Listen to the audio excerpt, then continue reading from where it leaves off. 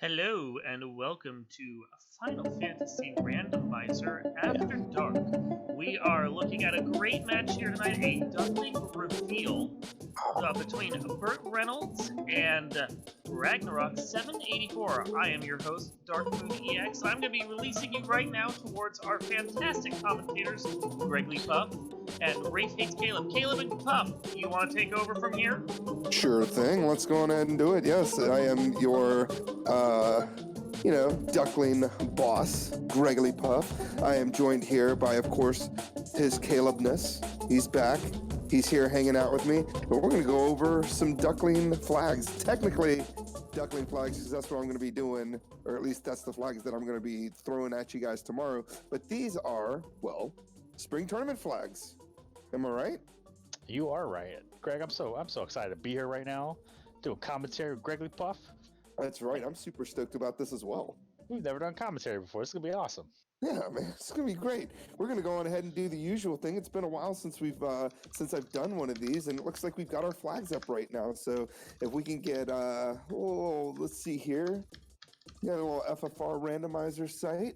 We'll scroll down a little bit. We're going to go over kind of the flags and how they work and what the deal is with them.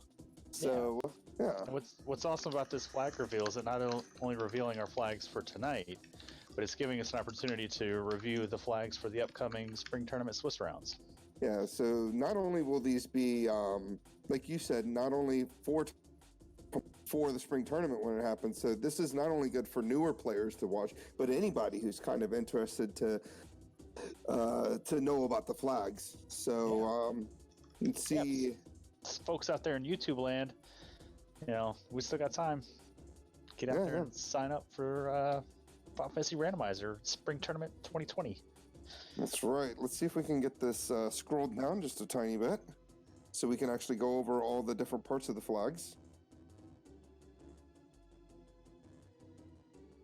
Mr. Moon. Dark Moon, scroll down. I'm working on it. It's not the capture I had is fighting me, so hold on. I'm going to go on ahead and just keep making a thing. So you can see that well, I think for folks that are coming back to the community, immediately you're going to see that the flag selection page looks way different than Spring Tournament 2000. Give me 1 second. We are working with a whole new website for the Final Fantasy Randomizer, so tons of new options, and not just new options but new logic too. So if you were around in 2019 2018 for the spring tournaments and you were the victim of a Stardust special, the likelihood of that happening is a little less. Yeah, I think Stardust specials have kind of gone away now. I hadn't seen one, and I probably run a seed, like 1 or 2 seeds a week, and I haven't seen one since spring tournament last year. Yeah, I think they pushed a logic bug or fix between spring tournament and like the OSV during the summer 2019, around that time frame. I don't think we've seen a cabin seed or anything like that since. So yeah, it must have been something to do with all the beta testing that they've been doing. As you can see, we're on 3.0.0. Okay, gentlemen, you are ready. All right, here, look at this. Let's see. Now it looks actually like the website. So as you can see there, you got your seed string and your flag stream up the top. We're going to go ahead and scroll down to what is shuffled. Obviously, all shops are shuffled. So anything that exists in a shop normally is going to be shuffled between all shops in the your magic levels are going to be shuffled. That just means that any higher level magic spells can roll lower and so forth and so on. But you do keep those spell permissions if you want to go over what that means real quick. Yeah, the strongest shuffle in the game to get you that level 1 nuke is the magic level shuffle. But if we check that keep permissions box, that means the vanilla permissions for the spells themselves, not the slots that they fall into the shop, are kept. So those red mages take a little bit of a nerf with that flag. So they're not going to be able to learn that level 1 nuke, but they'll be able to learn like a level 1 lit 3 if they're promoted. Well, luckily we don't have that turned on, and we rarely have the keep permissions turned on. It's a nasty one. But yeah. Yeah, so RNG table, basically in the original game, you have a certain amount of steps between each encounter, and it's always the same each time. We just shuffle that, so now you don't know the game anymore. There could be like one step between the first and second encounter, and then like a million steps between encounters 2 and 3. You just don't know. Enemy scripts, skills, spells, and status attacks, all that, and unrunnable formations, kind of all that put together, basically just means that all the enemies in the game are completely randomized in the sense that they could do anything.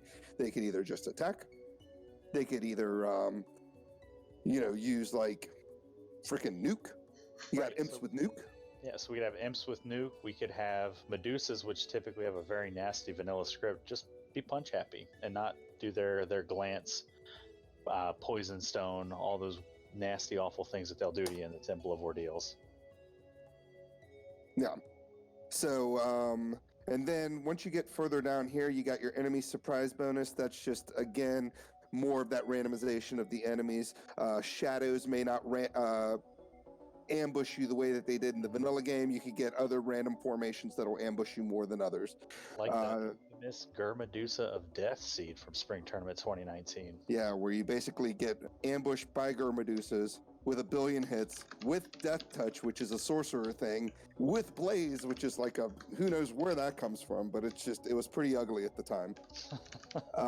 Shuffle Encounter rarity just moves all the encounter, well, rarity, just all the different ones get moved to different areas. If you want to go over that real quick. Yeah, so if you imagine the vanilla game that you played, there were dragons that would show up on certain floors of certain dungeons that were pretty rare to find. The most notable one being the gas dragon in the waterfall, being the encounter 8. So, meaning it was a very rare encounter to find. Now that encounter 8 could be a very common encounter. We might see 3 or 4 gas dragons when we go into the waterfall in this seed. Yeah, we may see T-Rex. We may get to see the elusive T-Rex or the elusive Iron Golem. We don't know yet. Yeah. And speaking of, we are not only shuffling our encounter tiles, or our spike tiles as people like to call them, we are using random formations, or what the racers like to call B-side formations. It's basically just random formations. So you're not going to see just the one eye. You're not going to see just the one Agama. You're not going to see just the one blue dragon. You're going to see all kinds of crazy different formations. Some of them are those number 8 formations that we mentioned earlier. Some of them are just crazy formations in general, like 2 fighters, a fighter, a bunch of mages. You can get like 4 imps and 5 grimps. You don't know what you're going to get until you hit that spike tile. It's a good one. It definitely empowers certain classes to be a little bit better, especially the black belt. Makes it a little bit easier to grind it up, I think.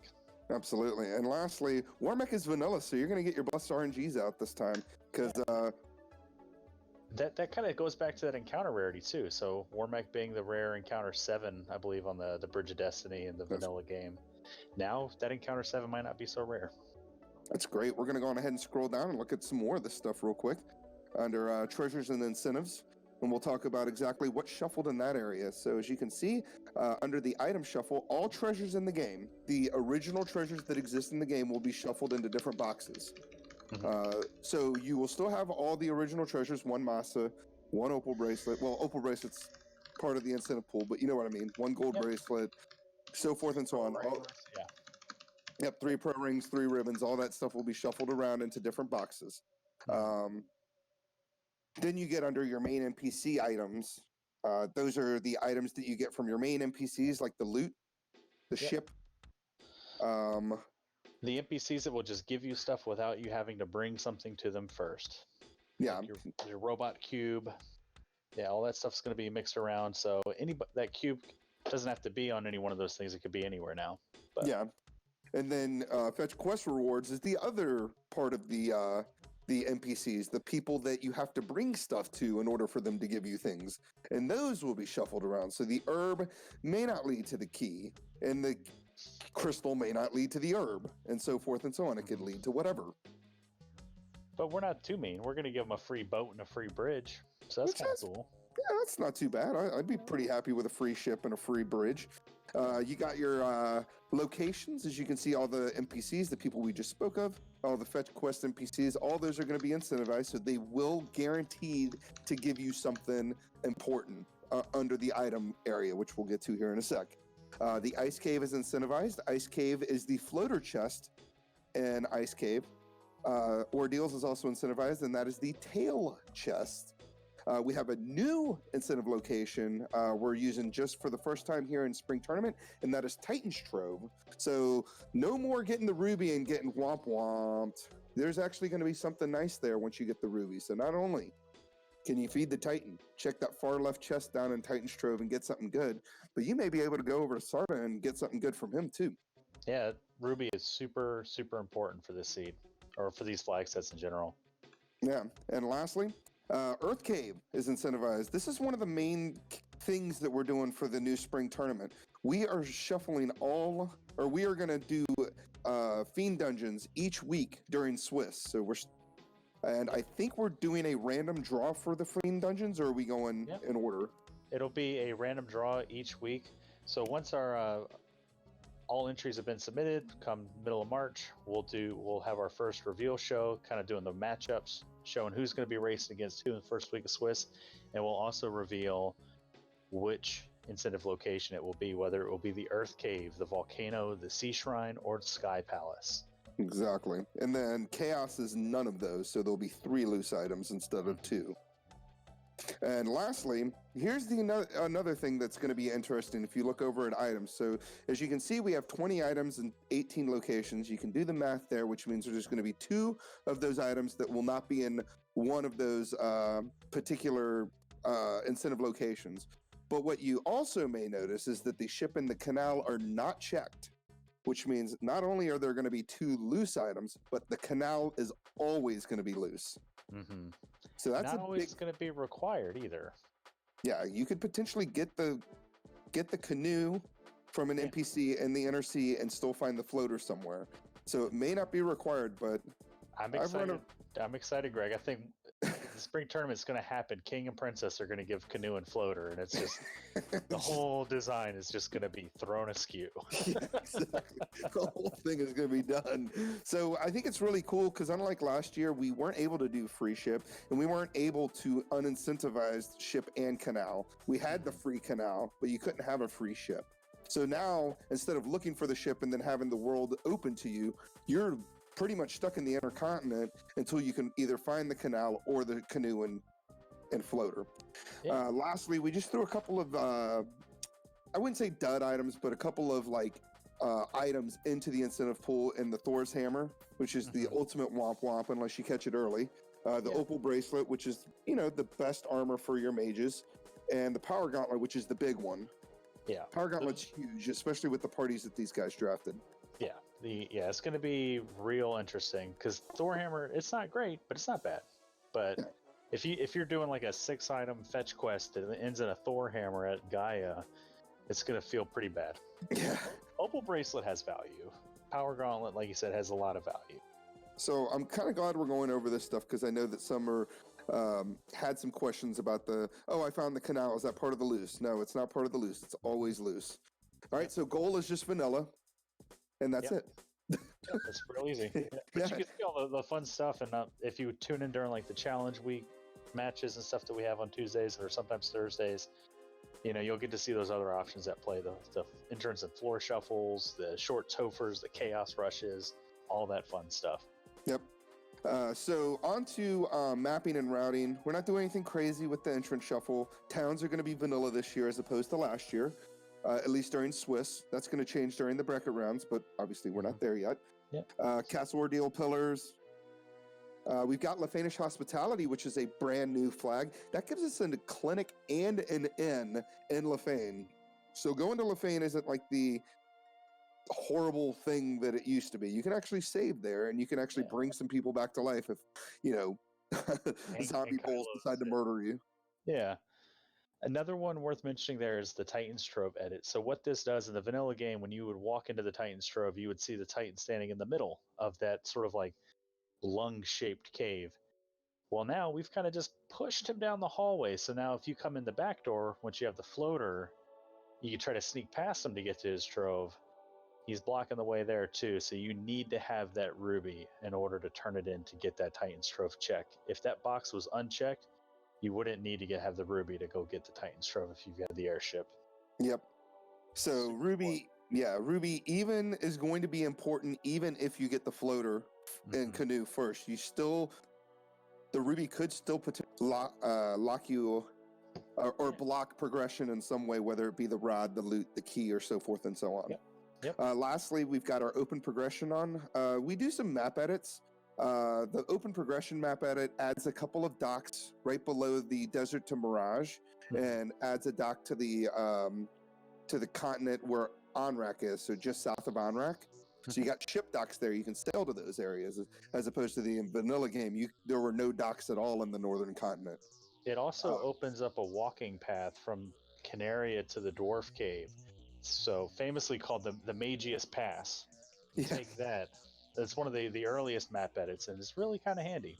Yeah, and lastly, the only other map edit is before, if you wanted to go to Ice Cave from Crescent, you had to actually get in your ship and go to that weird little area, that weird bay or whatever to hop in the canoe. We have actually joined the river system between Volcano and Ice, so you can actually get to Ice Cave from Crescent, or get to Volcano and Crescent from Provoca if you need to. And the last thing worth mentioning here with the routing, early Sage item, early Sarda item, early Ordeals, means that in order to get the item from Sarda, you don't need to have killed the vampire. In order to get the item from the Sages in Crescent Lake, you don't have to have killed Lich. And in order to get into the Temple of Ordeals, you do not need to have the crown. All of those logic checks were from the vanilla game, not required here. Excellent. And lastly, we're going to go into our scaling, and then at this point we should be able to move on, because I don't think we have any other things we can go over aside from thief buffs, but we can just talk about that outside of the reveal. Yeah. So lastly, you've got your prices set to 29% to 350%. Which means we could potentially see a max price vendor item, depending on which shop it falls into. We could also see some katanas, some excals that we pick up that sell for max gold, which is at 65,535 price tag. Which is always that always feels bad. I ran a seed not too long ago where not only the vendor item was 65565 or whatever, but the gold bracelets were also max price. Yeah, that was a little rough. That always just kind of, it's a punch in the gut, man. Like, yeah, because I found gold bracelets. I'll get my mages. Oh man. Oh man. Grand. Yeah, I guess I'm gonna grind eyes forever. Yeah. All right, so enemy stats are gonna be 50% to 200. So we can I'll use an enemy that's pretty easy to figure out. You got ogres. Ogres have 100% or 100 HP in the vanilla game. So those ogres could roll 50 health, or they could roll up to 200 health. And that not only includes health, but that includes any of their stats. So their MDEF, their evade, their agility, or not, sorry, evade is agility, their damage, and their absorb. Yep. It won't affect their MDEF or their morale, but the three that you mentioned, yeah. Except for the MDEF, my bad. Yeah. Boss stats, we're going all the way up to 230. Ooh. That's even bigger. That's yeah. You can roll some beefy chaoses. We'll talk about Tiamat, since that's another easy one to do. So Tiamat rolls 1,000 hit points in vanilla. So you're talking about you can roll as high as a 2,300 Tiamat, but as low as a 430 HP Tiamat.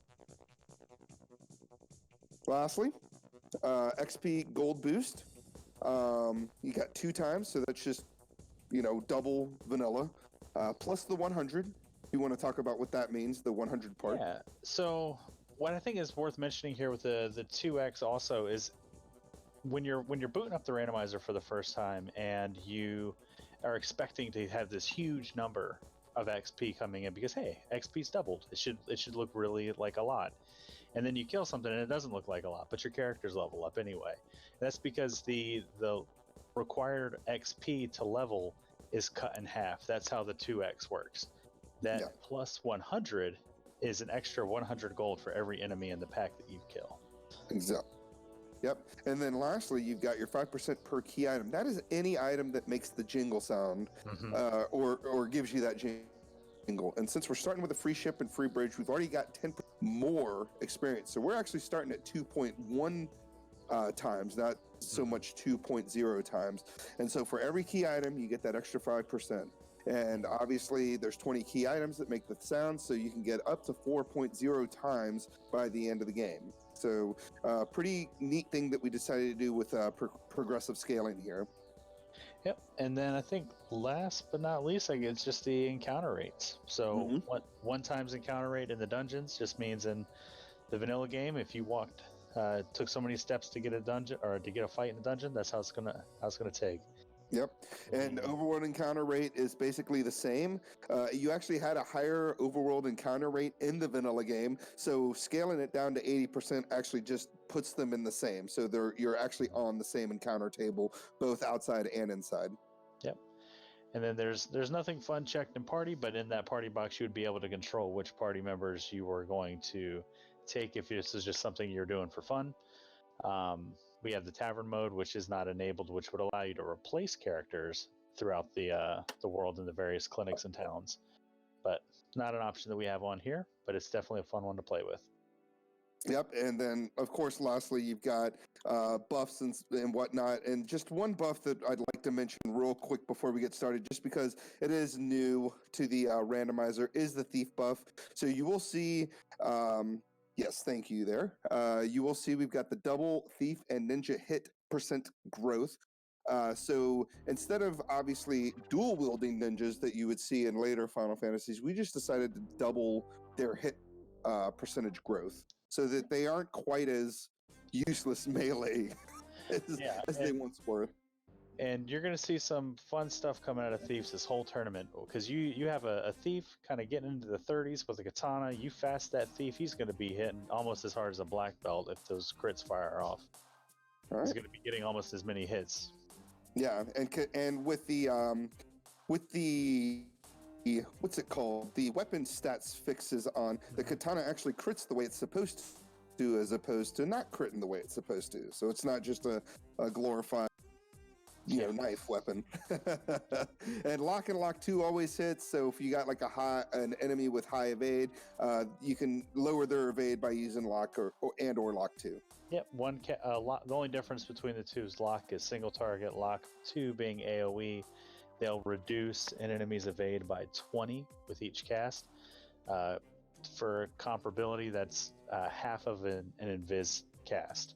So 2 locks will get rid of an invis. So it's the only way to kind of get around a high evade fiend, and the Temple of Fiends are visited. And It's a very, very useful strategy. Awesome. Well, I think we've done pretty good. What do you think? Yeah, I think our runners are probably tired of twiddling their thumbs, and we're going to show off what these flags look like in practice. Let's make it happen. So let's go on ahead and flip over to the runners, and we'll go on ahead and get these guys out of their... Yeah, we're right here. So let's do it. Yeah, Dark Moon's our gatekeeper, so he's going to go on ahead and let these guys go here. As you can see, BurtReynolds' face. We don't have a face for Ragnarok, which is sad. He's just a blue box today. You remember Nick Jr. face? We should get something happy, get like a smiley face going on that.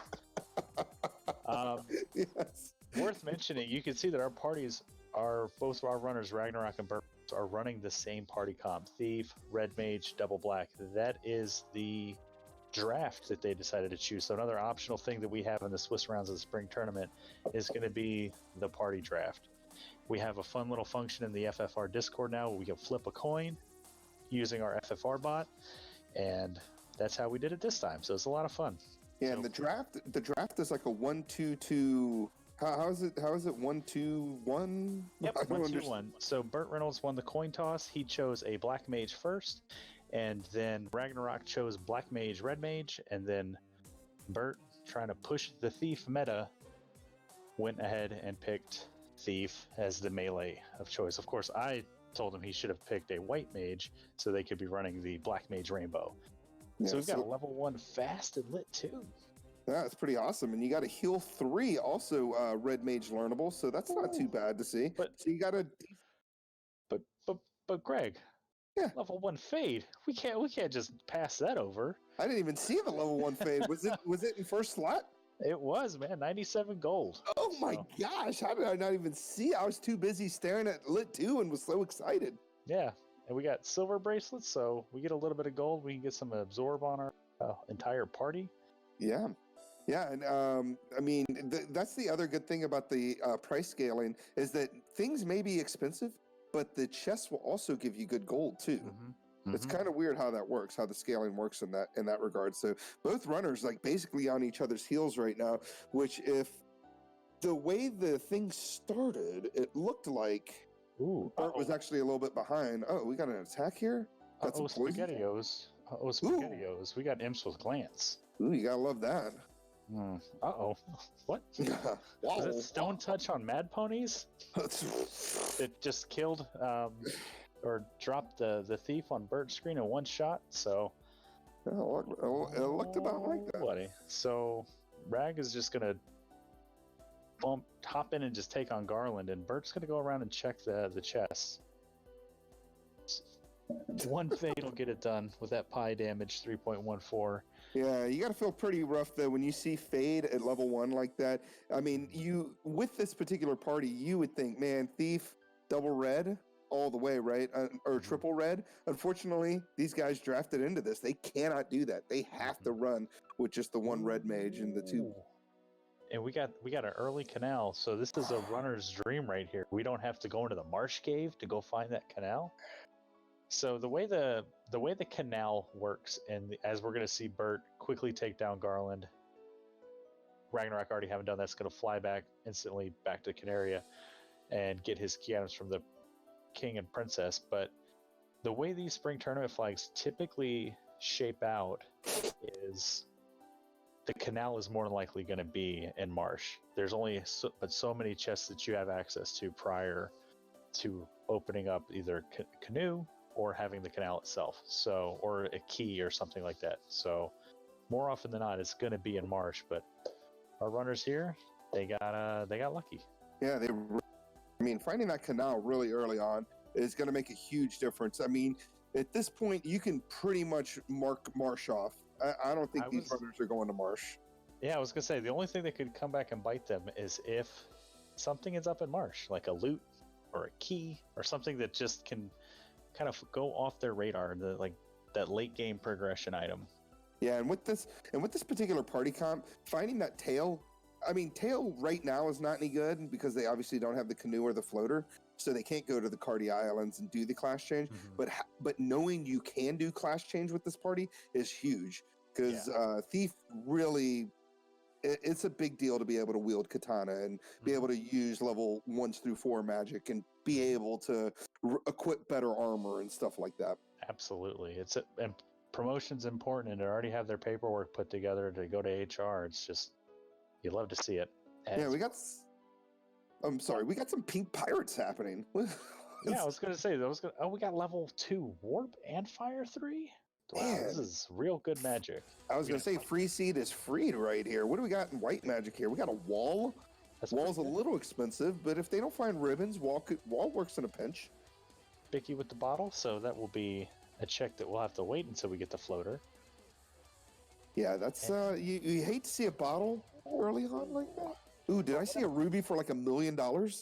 It not quite $1 million, about 980,000 gold less than that, about 21k. But yeah.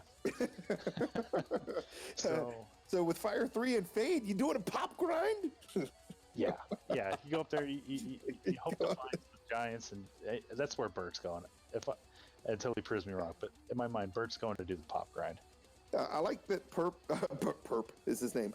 Burt went on ahead and got the old wood armor. It gives you that extra 4 absorb. It lowers your evade enough to where I think it is the same. It's about the same as not having it equipped. Well, I mean, it's turning yourself into a table. I mean, what do you expect? I mean, it is one of the better armors that the Thief can actually equip, unfortunately. True. Oh, and Ragnarok is going. He's going for it. I called it. Who'd have thought it? So, interesting. I don't know if I would have done this. I would have gone and turned in the adamant, hoped it was key, and maybe that there's a big gold chest in dwarves. We can pop out of we can come back for that ruby. We can go check out the spike tiles in Earth, do a quick clear Earth 1, but they're both doing it. They're both going for it, and I gotta love the spooky and Rurus. You gotta like the Rurus. Yeah, and, so Ragnarok immediately is like, nah, I don't know about all this. This is he doesn't have camping gear. Ooh, that's rough. And we got Zombles. That's the primo thing you want to see when you're doing the pop grind, especially on encounter 1. Hopefully Zombies don't roll very high, which it looks like they definitely have well over 230 hit points. Hopefully the second Fire 3 will get rid of them. But not more than 300, so that's good. Mm-hmm. Interesting. So pop grind isn't something you typically see. So yeah, Ragnarok realized he didn't buy any camping. He's going to come back. He's got ooh. I'm not sure he has camping gear. He's got one cabin and he lost his thief already. Oh no, the meta is gone. He'll be all right. So one of the things I'd like to point out on BurtReynolds' screen is that it was an option that we didn't quite talk about because it's in the fun percent option on the website. There is a palette swap and there is a fun enemy names, to name a few. So the reason his zombies are gray is because he has the palette swap on. So it kind of shifts what your overworld or all enemies look like, and the fun enemy names. We got the wolves and the roos. I mean, and right now it looks like BurtReynolds used his last cabin to fight that last pack of zombies, and he is really lucky that these wolves and werewolves or roos or whatever don't have anything ugly and like skills or anything, because they not only have a high ambush rate, but they are just like messing his party up right now. And he doesn't have his red mage to heal him up, so I think he's running. He's running. He's determination on his face. Mm-hmm. He's going for it. He is right there. And did he make it with enough money to pick up that ruby? That is the big question. Halfway there. Hate to see that. He's got a little more levels. He could buy like 2 houses here and then go back. It's a little bit of a longer play, but wyverns are unrunnable. So one of the fun things, Greg, this is my first time doing a Duckling reveal with you. I'm under the assumption that this is something you typically do on your own, just kind of running through a seed. Mm-hmm. So the race format here that we're running with is something akin to previous co-op tournaments or Final Fantasy After Darks that you might have seen in the past few weeks, where our runners are just in the other room. And I can go talk to them and see if they want to come in here and say something. I kind of want to ask them each about their pop grinds, because it's not something that's common. Yeah. Get their independent thoughts on it. Yeah, go on ahead and grab one of them, but obviously don't let the other know that the other is doing the pop grind. All right, I'm gonna go grab Burt first. I'll be right back. Sounds good. So, again, the zombie, like I said before, that's kind of the one you want, just because it gives the most money. I think as far as the pop grinds are concerned, you get a lot of money from taking on the zombies. I'm bringing them in. Hey, BurtReynolds. How's it going, guys? Pretty good. So, walk me through your thought process here. We're like 10 minutes, not even 10 minutes in, and we got a pop grind. Yeah, that ruby leads to 2 key items, so I'm trying to get $20,000 as fast as I can. And this is the fastest way. So talk to me about the moment where your thief went down, and then your red mage went down. What was going through your head when you were trying to just hurry back to Bravoka with the 2 black mages? Oh, that's fine. They have lit too, and I mean, the worst thing I'm going to find there is wolves, so I'm not too scared. The confidence of BurtReynolds. All right, man, I'm going to put you back in the race room, and I'm going to grab your opponent, Ragnarok.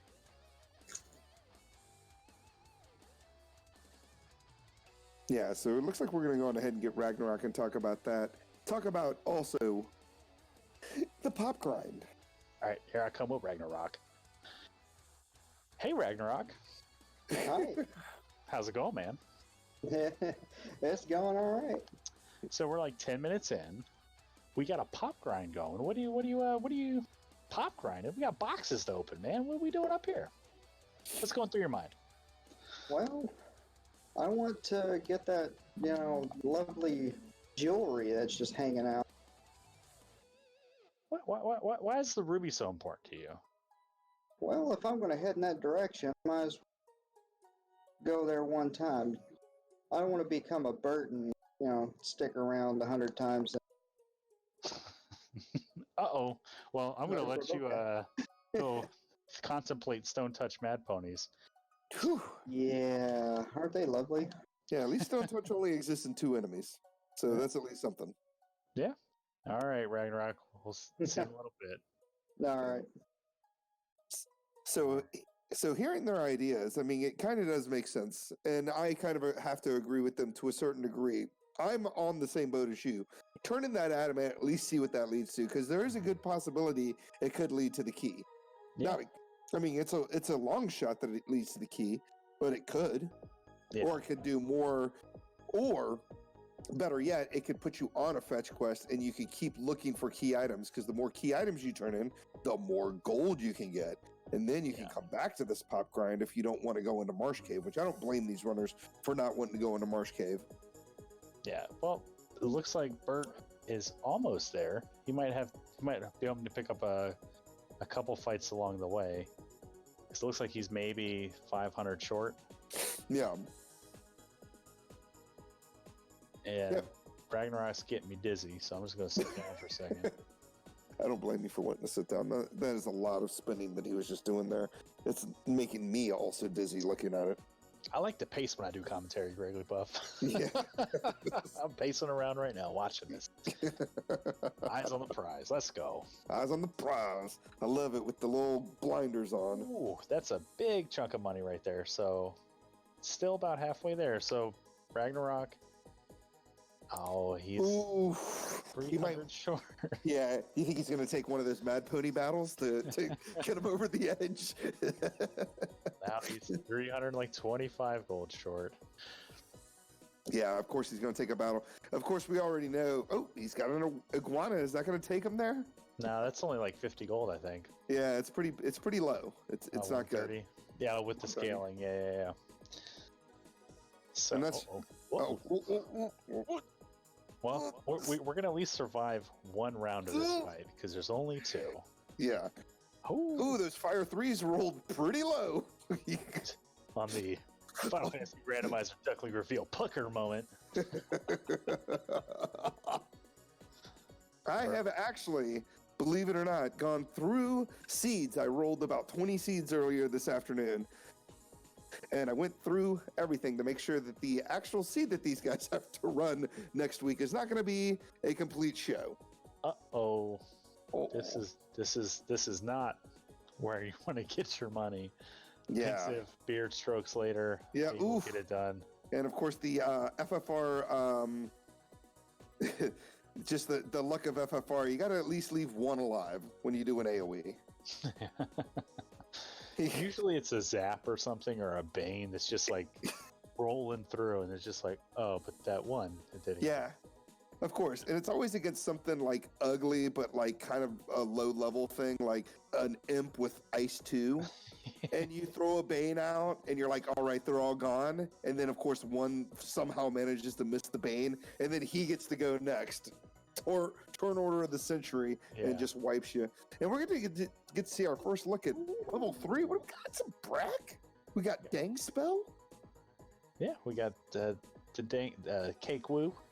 We got Brack, and we got Fire too. So that'll like get it done. So you can see that the strategy here Ragnarok's employing is buying the black magic before going to the white magic shop, because we've already found that fade. You want the optimal spells in that first spell slot in your spell book. So, we got Cure 4, but no exit life though, or life. Yeah, no exit or life. It is completely locked out. Like there's no class change ain't doing nothing for you. And life 2. It's so hard.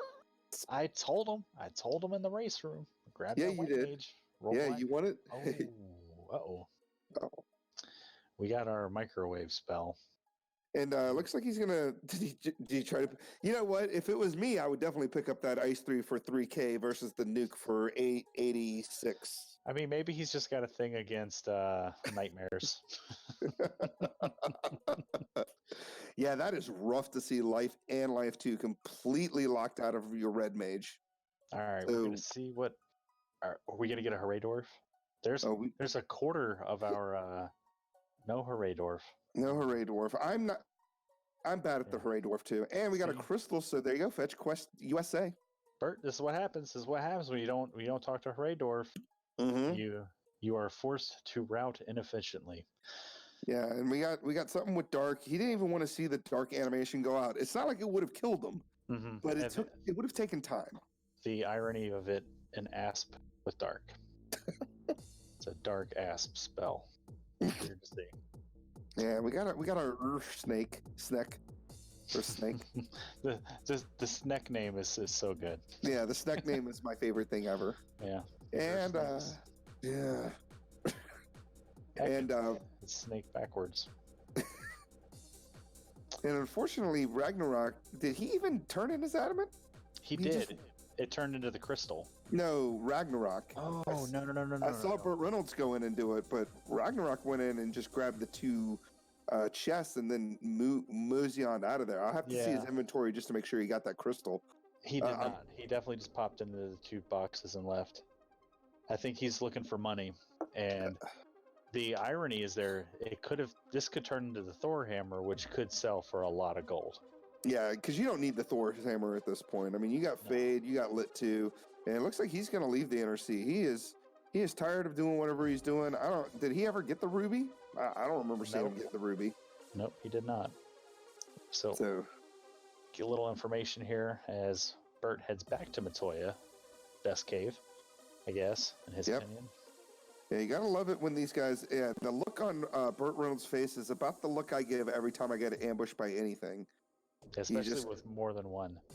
Yeah, you get ambushed by a pack of 9. It doesn't matter what they're doing. You are annoyed. And oh wow, that is. It's not like it's what you need for go mode, and Earth is incentivized, and you've got the ruby already.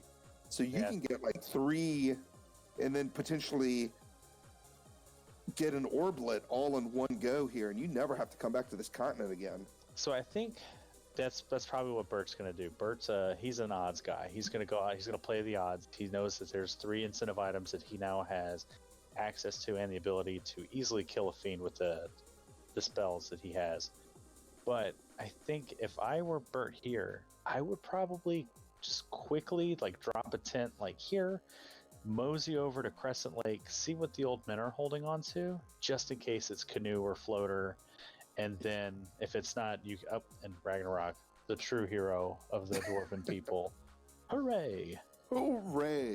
I kind of am inclined to agree with you. There's a part of me in this game where I would take the BurtReynolds choice because I do like to run the black belts, and there's spike tiles you can check and blah blah blah blah blah, and Earth is one of those places. It's the Never Earth, right? There's always the Never Earth crowd.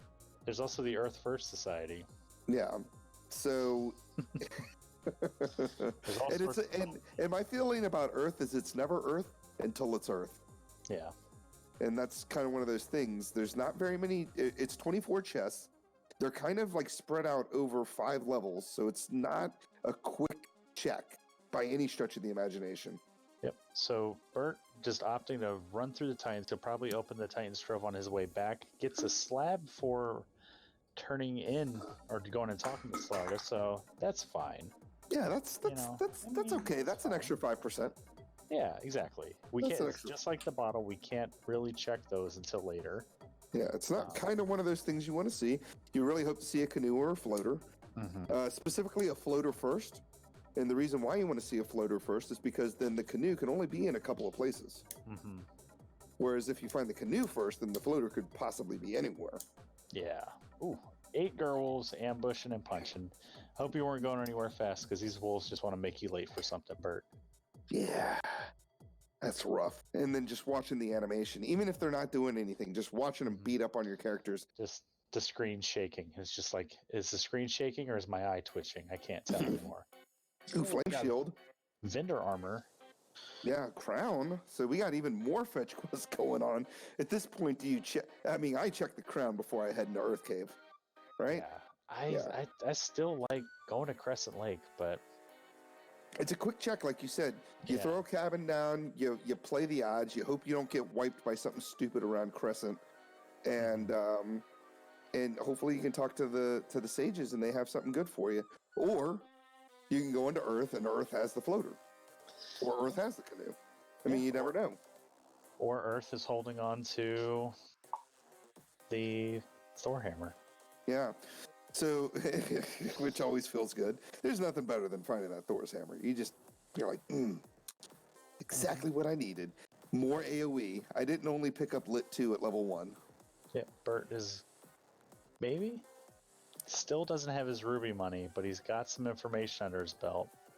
Yeah, he's going back to do the pop grind. Gloomchew's in chat. Let's say hi to Gloomchew. We got our first person coming over here talking to us. He's excited about the late night race. He does have the information, and he's got the level 3 or the level 4 nuke, so might help. Yeah, I don't remember if BurtReynolds hopped into Elfland. He has not yet, no. Yeah, so he didn't have the money, and I know BurtReynolds likes to check Elfland from the bottom seaport, which obviously at this point could potentially be a problem, considering the levels he's got to be at now. He's got to be able to at least cast one nuke with his black mages. But he does have the Fire 3 at level 2. He's got the Lit 2s. He's got the Fades. Earth Cave shouldn't be a problem. He's not going to do the Earth Cave check, though. He is doing your check. No, he's not. He's getting the hub.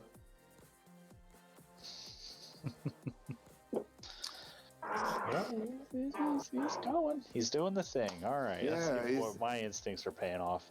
Yeah, I'm actually surprised he didn't do the thing that I mentioned earlier, where he goes down to bottom of. He might do that, circling back around from Crescent. Because he still has to do the crown turn in. He's the only person that's got the crown. Unrunnable trolls. It's like the ultimate troll. And we've got Spellzap in chat. Made it all the way to the quarterfinals of the spring tournament in 2019. He's here. He's talking about going to Sky. We don't have a chime. What are you even talking about? We don't even have a cube. I almost made it to the quarterfinals of the spring tournament 2019, Greg. I was only like 10 wins away. I would have made it. I was so close. Unfortunately, one race. Got some roo-roos of my own over here. We got 23k pro rings in Crescent. Yeah, that's rough to see. Less than ideal.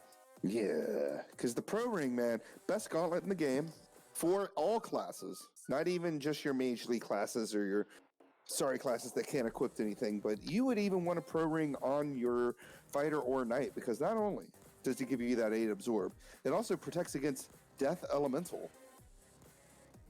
We got a cube. That's not the kind of thing you want to see. Now, what if Crown turns to Chime? I'm still diving Earth. Yeah, it is incentivized. So, yeah, we got Zenobia in chat. Oh my gosh, we got all the people in chat right now. I'll take a Nuke Gauntlet. Nuke Gauntlets are the best. One of those guys that didn't participate in Spring Tournament 2019. People might not know his name, but you better put respect on his name, because he's going to show up in Spring Tournament 2020, and I don't want to face him. No, neither do I. Zenobian came around a little bit before the OnRack summer vacation. No, that's a lie. Was he part of? Yeah, he was a part of OSP, and he was a part of Co-op. He was part of Co-op. That's when he joined us. Team Map Strats with Mazada. That's right. I knew he was there. He cut his teeth on the entrance and floor shuffle, so he's real dangerous. Yeah, he's definitely a better racer than I am, for sure. He's definitely one to watch here coming up spring tournament 2020. What are the dates for that? I know if we get like 53 signups, we're gonna do 6 rounds of Swiss. But what's the official start date if we get less than 53? So signups are currently open. So if you want to sign up, just come join our Discord, and signups right there. It's a quick, easy Google Doc to do. It takes all of 30 seconds to get accomplished, and then the signups close at midnight Pacific time on March 15th. So beware the Ides of March, for it spells the end of the spring tournament signups. And then if we have more than 53 signups, as you said, the first round of Swiss will be March 17th on St. Patty's Day. Yep. If there are are fewer than 53 signups, the spring tournament will begin March 24th with 5 weeks of Swiss. So Swiss will end at the same time with about a week buffer to accommodate for the RPG limit break that is happening around that time, as well as the last chance qualifier play-in race to fill out the rest of the brackets as we move into the bracket phase after RPG limit break.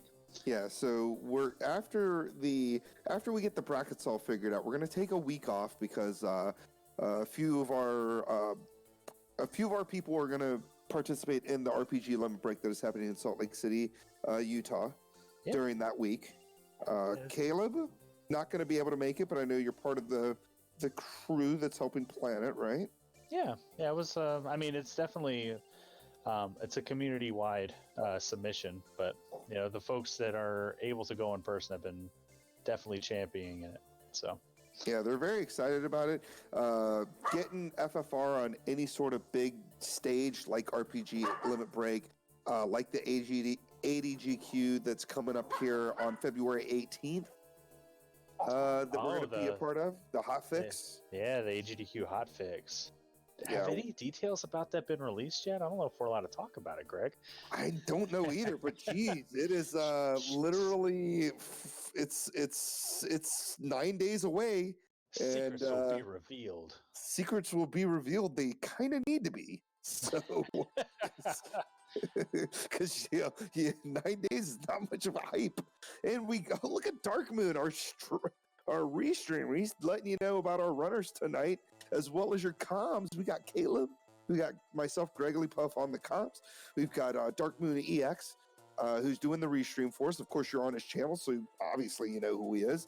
And then, of course, our runners. You've got BurtReynolds, and you have Ragnarok784, both recent graduates of our Duckling program, doing a Duckling flag reveal, showing us what they're made of now that they've made it through this whole Duckling stuff. And Cakes. We got Cakes in chat. There it is. Spring Tournament 2019 champion. She's going to tell us how amazing everything is. And we lost Bert. Yeah, that Vancouver internet sometimes don't do too good for Bert. But Crabcake's asking why BurtReynolds' menu is brown. It's a personal choice. Yeah. I wore my brown pants today. Yeah. We got Spells up. Anyways, so Dark Moon, or sorry, not Dark Moon, Ragnarok getting his information. Uh-oh. He's got his crown. He's got an ox shell. Uh-oh. What if the rod, like the incentivized earth, that could be chime, that could be opal bracelet. We could be looking at loose canoe, loose floater. That's rough. That's some bracket stage stuff that I don't even want to think about right now. Loose transport. Yeah, we've got pretty much all go mode items except for loot key and chime. They can't go into sky yet, but they can go into sea. You know where they can go? They can go to Marsh Cave. They can check all 9 of those chests over 4 floors. It's so good. And Dark Moon going with the chant. Marsh. Marsha. It's Brady Bunch stress. Let's go. So, Gregory Puff. Yes. So in the past few events that we've had in the Final Fantasy Randomizer community have been large group races. Spring Tournament kind of gets us back to our roots of the 1v1 heads-up match. Yeah. How do you prepare for a 1v1 match, Greg? You really have to think outside the box when you're going up against your opponent. You have to think about the plays that they typically make, and then you have to kind of do plays that maybe they wouldn't make and hope that those gambles pay off, especially if you're going up against somebody that you think is better than you, if that makes any sense. Yeah. Literally everyone in the community for me. I know the feeling as well. And if you're me, you just hope you find a grind tile early. Yeah. I think it's going to be really exciting. It's what I'm most hyped about for the spring tournament is the 1v1 matchups. where it's like when you're in these big group races, you play the odds. You got to just run your best race and hope that you can beat the folks that are there, or at least get a strong finish. But because more often than not, everybody else is going to be kind of doing the same thing. But in a head-to-head, you can factor in play styles. I know, at least last year and the years before, and a couple of the runners have done it, but I talked to like Will Cleosis and stuff in the past, and he would watch tape. He would go and watch your runs and study what you did. Like, do you ever think about any sort of prep like that, Greg? I know that that the older guard, like them and Falconic, would kind of give me like, you stream everything. People can like totally watch your plays. And at the time I was so new, who knew what plays I was going to make half the time? I didn't know what I was doing. Yeah. And, but yeah, I mean, that could be a thing. Or you could at least, maybe if you don't want to watch tape, you can at least go to the Discord, join our Discord, right? The Final Fantasy Discord that I'm going to go on ahead and talk about right now.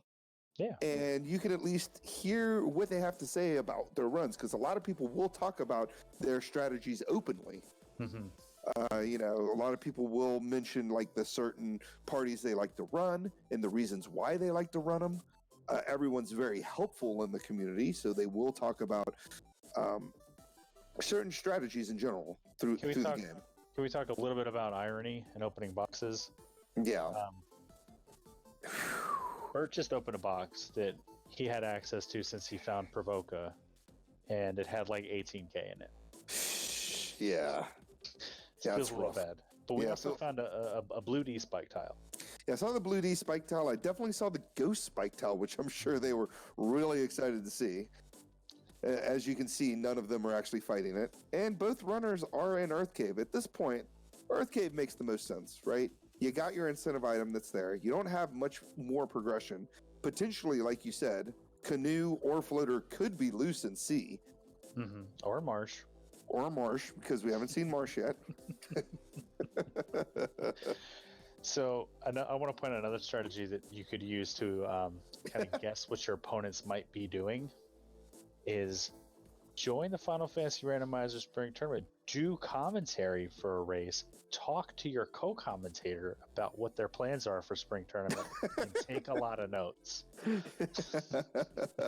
Zenobian, which I don't know how long ago he posted this, but he already knows what plays I'm going to do. I make my plays perfectly clear from the get-go that I will more than likely run Black Belt until I decide I don't want to run Black Belt and randomly run Thief 3 Red Mage. I've been practicing black belts. I think I got a. It's not a very complicated strategy. No, it really is not. It's not a complicated strategy. The complication involved. Do you find a good grind tile? That's basically what it boils down to. And we got Blue Ds on the Earth tile. Are they gonna just make mincemeat of mages without armor on? Yeah, you gotta love it when you run into a 3-pack of something and all 3 of them get to go before you get to do anything. It feels really good. You could say it feels bad too. Yeah. We don't want to lie to people. Because you have the odds game. There's 4 of you versus the 3 of them. How do all 3 of them get to go first? It's not fair. That's all I'm saying. It's not fair. Life isn't fair, Greg. Sometimes you get Zeus gauntlets out of a box. Sometimes the Blue Ds jump out the box and beat you up. Yeah, I mean, you think about all the different things that have happened since these guys have, like the money that you said that was like right there. Dragon armor. I can't remember where they found it. I'm pretty sure it was in Titan Strove, but still. Yep. The route divergence and then convergence is always one of the more fascinating things in a 1v1. Yeah, I would check the notes, Dark Moon, but you know. We don't like people telling us what to do. Yeah. And I know that I asked you if you were going to keep notes, so thanks for keeping notes, Dark Moon. Yeah, because I'm totally not even looking at that right now. My apologies ahead of time. Well, don't delete them. That's just come on. I mean, we need them in case we actually want to look at them. Hey, we got the heal we got the vanilla heal in that chest that's way over there to the far right. It feels. Oh, look at all those steps you took. Oh, he's keeping good notes too. He's got spells listed and stuff. Okay. What? I gotta go. Hold on. I'm gonna have to look at this. Where the heck? Where is he right now? By the way, in the Discord, you can go to. There's like channels and stuff. Ooh, broadcast team notes. Oh, there we go. We're gonna do a Discord channel reveal later after the Duckling flags. And then we'll do a beard reveal at 1,000. I got mine trimmed down a little bit. Got a little bit. I had to get a haircut. I was starting to look a mess. Yeah, my beard looks kind of like a mess. Like I look like I've been living on the streets for a little bit. I'm not gonna lie. I should probably like do something. And we got the ghost grind happening. He is I'm gonna pop back up. I'm gonna grab Ragnarok first this time, and I'm gonna because we got our runners doing the same thing. I'm gonna make him seem like he's being weird by going into Earth, and then I'm gonna grab Burt and pull him in and make it seem like he's weird for going to Earth, but we haven't gone to Marsh. That's my plan. Yeah, that's your plan. I like it. All right, be right back. All right, sounds good.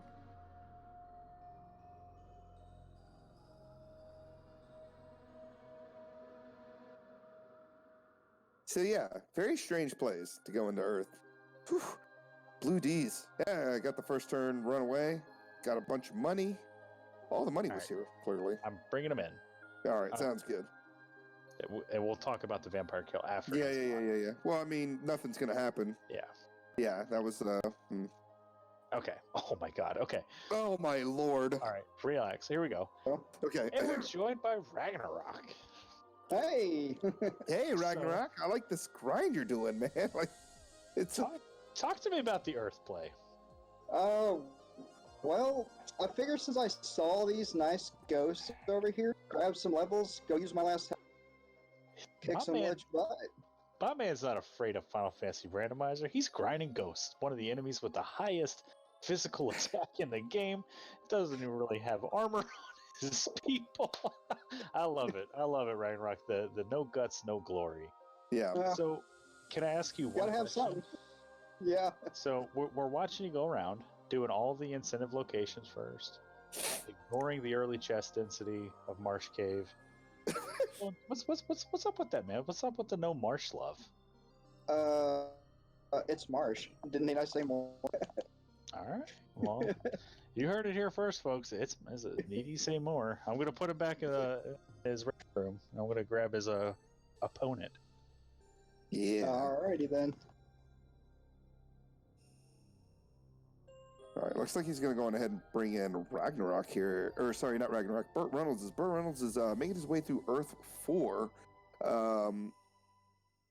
Ragnarok did get some levels, which is pretty awesome. He's got to feel pretty good about that. Okay. I'm going to pull Burt in, and we're going to talk about that chime. Yeah. Hey, BurtReynolds. Hey. Yeah, hey. This is not a good seed for no life access. Yeah. So, talk to me about the Earth Dive. So this is the last incentivized location I could get to. So you're forced to come here, and since there's the chime at the bottom here, it means that I have sea to full clear and sky to full clear. I guess marsh as well. Yeah, I was gonna say, what about Marsh, man? Whatever happened to Marsh Cave? No love for Marsh Cave. We find a canal and TOF, and everybody just forgets. Everybody forgot about Marsh. Yeah, I just don't get the idea of, like, you know, going to instead of Earth. I won't say everybody forgot about Marsh, but Because I find a floater in here or something, or the canoe, and the game opens up and it's really easy. Chime was the thing that I wanted to see the least. yeah, it definitely it was something that I was calling for. So Yeah, this is rough because you know at this point what you need. Your progression is loose at this point. Yes. And big dungeons to go through. And I'm trying to decide, like, literally if I go to Marsh next. But I go north down, so that's all right. in theory, which one can demand some respect? Oh, I'm in the future, don't worry. I'm probably 30 seconds in the future. We gotta break this time loop. I'm sending you back. Yeah, get out of here. I don't want to know about how you just desecrated Lich like that. That's not fair. This old man, like it's a he's bunch living in the... Yeah, he's living in the bottom of a cave. Like, come on. He's just trying to be a lion Pop-Tart, and you're just denying him that privilege, throwing him in the microwave. That's right. Just hit him with a couple of nukes for 236 both times. And then he's out of there, man. He's got his first orb lit at the 41-minute mark on the dot. All right, Bert, I'm putting you back in the other room. Right, I'll see you guys in Marsh Cave. I think I have my thumb on the scale, and I'm influencing their decisions. I don't think you influenced any decisions. All I'm saying is He that did not want to go to Marsh. he is not going to go to Marsh. He's still not going to Marsh. Conventional wisdom. Conventional wisdom says you go to Sky. You have Sky. You got Sky. You got Nuke Sky. You got Sea. You got mermaids. Yeah, but mermaids is easy to get to. You got warp charges. You go ahead and head down there, get those chests. But then, man, there's Marsh Cave. He totally just dissed you. Gave us the okie doke. Well, maybe Bert will go, or Ragnarok will go there. I doubt it. He's gonna have to get past his bat first. Left or right? Where are you going, Bert? Where are you going? What are you thinking? What's he thinking? He's going to Onward? Nope. He's going. He's selling back north. He is going to Sea Shrine. He feels. I mean, with the Lit 2s, with the Zeus Gauntlet, maybe he feels a little bit safer down there. You got nukes and fades. Fade. Singular. Yeah, so this is kind of one of the. It's a bold strategy, Gregory Puff. Yeah, you really hope you don't find. Like, I'm not gonna lie. There's a part of me that just hopes that the floater is loose, because then at least the canoe is also loose, and they don't have to like open up the entire world to them. But if the canoe is more than likely the one that's loose, because that opens up your 3 more incentive locations. I'm sorry, in Ice Cave and Ordeals and the Waterfall. Yeah, which is more than likely going to lead to the floater. I hope everything's in Marsh. You are one evil man. I hate to tell you. I mean, but, I want to see Marsh dives have value. Yeah. When we have Canal loose, it's like 60-40 that Marsh is going to be required. So more often than not, we're going to see early clears of Marsh. So when it's skipped, it was All right, so anyways, looks like Ragnarok got his bad news on the chime, realizing that progression is loose somewhere. He's got 2 places to check, which is either Sea Shrine, or I'm sorry, not 2, 3 places to check, which is either Sea Shrine, Marsh, or Sky. Is he going to go Sky? I want to see somebody go to Marsh. I want to see these Brady Front strats. I want to see the football flying off camera and just plunk Bert in the face. and I forgot to call it because I just forgot to make the call on it. We did see Red Wizard learnable A-Ice at level 7. Huge. Frostbite is a real threat. What if TFC is holding on to something and it's like loose key in Marsh? Oh, that would be rough. And Gersharks with Blizzard. You gotta love to see it. That A-Ice would have been working really nice right now. Yeah, it would have been working overtime, and Gershark's just murdering his backline. Your bundle up spell. All right. Well, at least he's got Cure Force. He's gonna skip the north chest. Gonna find $500. Yep. Gonna skip the far left chest for now. Don't blame that decision either. I would have probably just made a beeline to mermaids and then checked that and then decided whether I was gonna check any of the other chests here. Got a copper thing, black shirt, little Ice 2.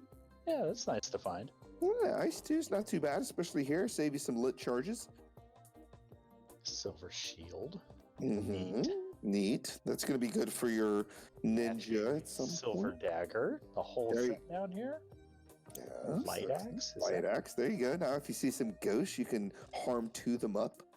Oh, there it is. That means you've got a loose canoe. Yeah. So both loose items are transport. I swear, this is not a bracket flag. This is huge because now he knows that the second loose is going to be the canoe. Whereas if he had found the canoe before, he would be clearing incentive locations and never finding the floater. And the katana. All right, this was a good play. Huge. Yeah, huge gains. Mm-hmm. Is he gonna? He's just gonna nope out. I wouldn't blame him. He's lost 2 light warriors already. May as well nope out, bring them back to life, finish clearing C. Do we have Brack? Do we have Bane? We got a Brack, don't we? Brack at level 3, 2. I could actually look at my notes. Let's look at these notes. I mean, Dark Moon is working really hard for us, so we don't have to work hard. We got Brack at level 3. Yeah, that's fine. It's fine. It's fine. Oh, we got a Lich. We got a Lich pull and no cake. Dangwoo somewhere. Dangwoo. Oh, one cake. Punch strats come out. 3 hits, 3 damage. Nuke rolls in. 232. Dark comes out. That's fine. Dark. If only he had Lamp. Only he had Lamp, he could get these guys to be able to see a little bit better. That nuke. Yeah, that nuke might have rolled a little bit higher if his light warriors could see. I like the fact that Bert's not even going to check that. Oh, no, he went back. He was like, boy. And Lich goes down. Complete disrespect of Lich. He's up to level 18. And he's going to go on ahead and make his decision whether he's going to go to Sky or Sea or Marsh. Yeah, you really want to see him go to Sea, even though it's where Burt went. Like, if he finds that canoe, he's gonna have to do a lot more checks more slowly than Burt will be able to do. And at this point, it could potentially be a floaterless seed because there's still 3 incentive locations, and we could find the loot and the key before we find that loose floater down in Mermaids. Yeah. So I think, I'll be honest, I think that finding that floater early, huge advantage. Yeah, I mean, it would have to, like, the items would have to be really tricky because we've already got Slab and Bottle. And the odds of them being both Opal Bracelet, Thor Hammer, or Power Bunk is pretty slim. It's the information, though. The information is the big deal. Yeah. You know what I mean? Like, just knowing, like, because BurtReynolds already knows now the canoe is the other loose item. There's nothing else it could be. Because he can't go anywhere else with that floater. He can't get the airship without the canoe. Yeah. And we don't have any incentive locations left. But yeah, I was more speaking to it being a floaterless seed. Mm-hmm. Like, I don't think it will be a floaterless seed. No, yeah, because we already have the bottle on the slab pretty early on. Yeah, because, like, where could the key be if not also loose? Well, like I said before, I mean, we have all the items that get you into places. We just need the loot in the key, right? And potentially, but there are no more incentive locations to check. Well, if you find the canoe, without the canoe, yeah. But let's say, for instance, you do find the canoe. Yeah, you're basically counting on waterfall ordeals and ice cave, but that's still 3 locations. And our tracker and restreamer Darkmoon pointing out that Ragnarok still hasn't gone to the Sages to get his cube. Oh, well, that's actually good news for him. Yeah. Because since he doesn't have the cube, he's not going to go to Sky. Therefore, he's going to make the proper check, and he is going to go to Sea Shrine, and he's going to talk to the mermaids. Unfortunately, it could come to bite him in the butt if the canoe happens to be in Sky. Yeah. Once he finds the floater. Yeah. All right, so looks like BurtReynolds, he checked the room with the water tile, the infamous water tile. You know, the one room that has waters and vanilla. It's the one room. It's like just south of the stairs. It's like there's 6 tiles in it. Like on the other floor, south? No, just on no. When you walk into the room, like the normal way, not coming from Kraken's room because you wouldn't come from that way normally. But like if you're heading towards Kraken. But those are air. But that's no. That can't be the air room. I mean, the spike tiles are shuffled. What I'm talking about is in vanilla. There's waters on that tile. Well, there's water in the whole dungeon. It's the Sea Shrine. Nah, I mean, but I'm just talking. I'm talking about the one room. There's 6 tiles. There's like 2 treasure chests, and it's got waters normally, right? I don't know what room I'm talking. You don't know the vanilla game? The one that Ragnarok's about to go into?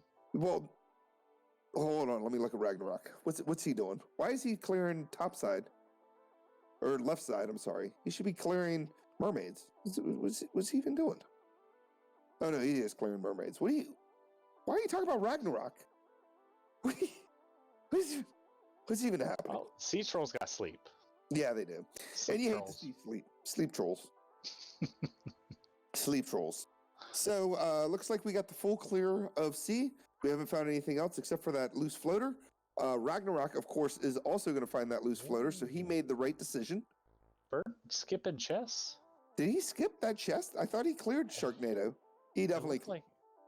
Did he get the far left chest? It looked like he got the far left chest. I didn't see him check the other three, but he did. I was looking at Ragnarok's screen then. Yeah, he checked the tile. The tile had red bones, which are bones. I don't know why. Every time they roll something stupid, and they also roll like 1,000,000 hit points. Yeah, they do have a lot of health in the vanilla game. Yeah, they're somewhere over 100 for sure. Mm-hmm. So scaling. Our bones are thick. A lot of calcium. Lots of it. They take all the C. No osteoporosis here.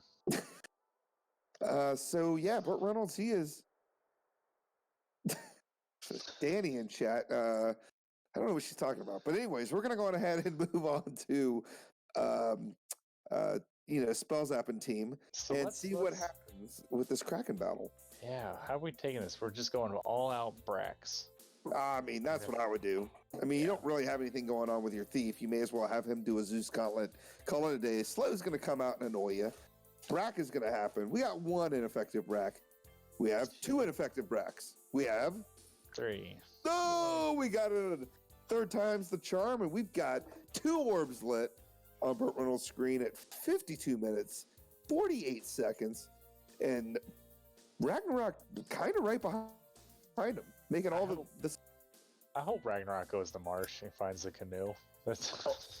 Oh my God! Could you imagine full clearing sky? Because full clearing sky is one of those places. There's a lot of chests there, but the way that they're situated, it's a time-consuming thing to full clear sky. Yeah, and Bert going back in for the orphan chests. Safe play here. Yeah, I don't blame the play I guess Key could be in Sky or Marsh, and then it could be a TFC canoe. Yep. It would be an amazing thing to be a part of. If that that can't happen because the Key would be loose, and we only have 2 loose items, so it can't be Key. It's going to have to lead to the canoe. Whatever we find is going to be a fetch quest. The Key could turn into if the canoe's in the box in TFC. Yeah, but and if the Key were loose, the Key can't be loose because then that would be 3 loose items. But how many spike tiles are in the room? Well, there's the one room. Okay, so there's the water tile, and it's just south of the stairs when you get to Sharknado room. It's right there. Mm-hmm. It's free tile because if you walk up and down, you're not going to get any off tile encounters. And there's normally waters there. Oh no! No! The old, you got to pull them in. You got to pull them in. Let's talk to him. Let's talk to him. I'm just gonna grab him right now. We don't even need to. Bert, I'm not even asking for your permission. No thanks. Welcome to the broadcast booth. Yeah, no, thank you. No comment. No comment. All right. No comment. You want to talk? Put you back. Okay, that's fair. I would be pretty upset too. Yeah. Look at the look on his face. He's like, "You sons of monkeys." So since he sailed all the way back up, sans canoe, and do you go to Marsh at this point because you're right there? He's sailing right. He's going to Sky. Yeah, I don't blame him. There's a ton of chests in Sky. The canoe more than likely is loose there, or whatever fetch questy thing. Oh my! Well, what could it be? TNT? We haven't seen TNT. Or we haven't seen herb. We haven't seen TNT or herb, and that's pretty much it. Those are the only 2 fetch questy things that they could get to. It's probably going to be both at this point. We got a T-Rex. We got a T-Rex on the screen. It looks like a steak, and that's totally fine. And he T-Rexed it. Hey, look, he's in the room with the waters, and he's gone. No one will ever know what room I'm talking about. I was too busy looking at steak. steak and wings. Oh no, it's so blue. It's like perfect Pittsburgh steak. Blue and just seared on the outside. Yeah. You know all about the Pittsburgh steaks, right? Why would I know about? I'm not from Pittsburgh. I thought you were from Philly. Isn't that in the same state? They're like on opposite ends, but Yeah, they're that's still in like- the same states. They're like 6 hours apart.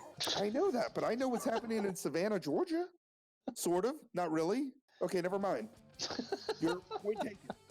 Point taken. I'm just going to leave it at that. I haven't lived outside Philly in 20 years, man. All I know right. cheesesteaks, man. We got a big giant sword. We got a soft potion. We got a heal pot. 14 Heal pot? 14. silver Silver? bracelet. This is going to be good. More. Our silver outfit is coming together. Yeah. And a And, ooh, an Excal. That's totally useless. big old vendor sword.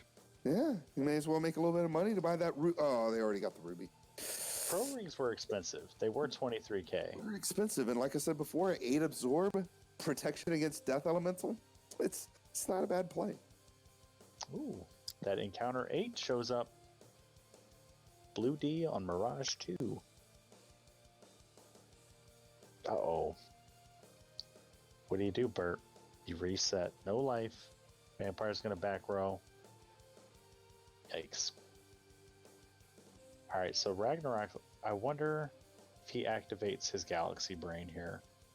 He's gonna finish clearing the, looks like he exited out and saved his progress from clearing boxes on the Kraken Dive, and he's just gonna head on straight down, do a little gravity fall, and just go right to the bottom. As we got a heal helmet, pure pot, ice sword. Ice sword's a nice find. A soft pot, 3,200. Silver shield, 10. Uh-oh. We got 1 box left before we're going to Sky, so... What's gonna... Oh, Fire 3's coming out. We're gonna take out the Vamps before anything bad happens, and we got 1 box left to open? Oof. Oof. So you can see the determination on BurtReynolds' face. He is bound and determined to get potentially this canoe out of Sky. Yeah. So you got some vampires doing some stuff. You got to nuke them down. You know, a little bit of those microwave strats. Yeah. Yeah. Sorry, I had to go talk to my Rurus real quick. Make sure they stop acting like crazy Rurus while I'm trying to cast this thing.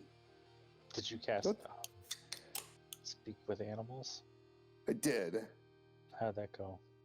I rolled a 1. Cerberus's with Heal 2 and Dazzle. Yeah, heal 2. Not the worst thing in the world, but just annoying.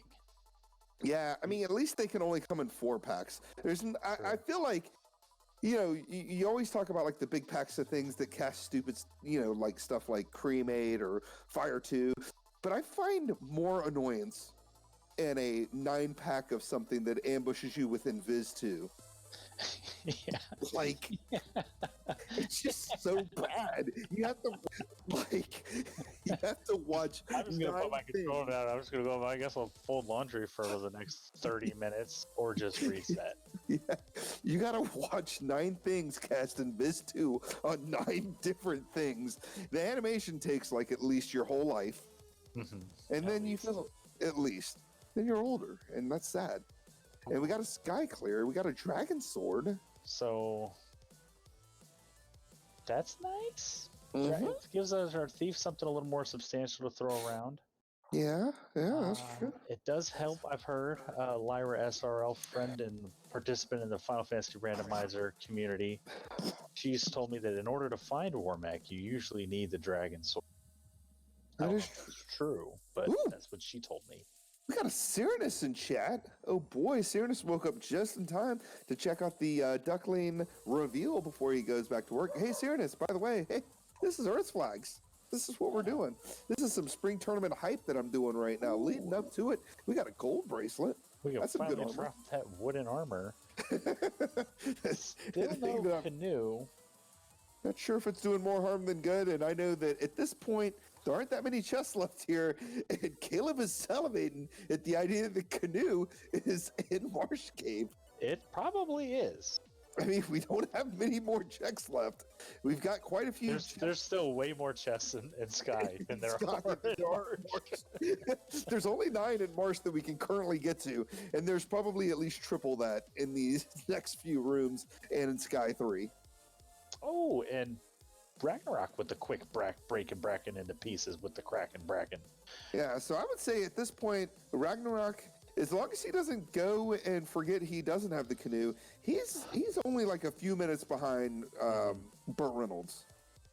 And if he goes to Marsh, and that's the play, that's a huge time save for him to not have to do this in Sky.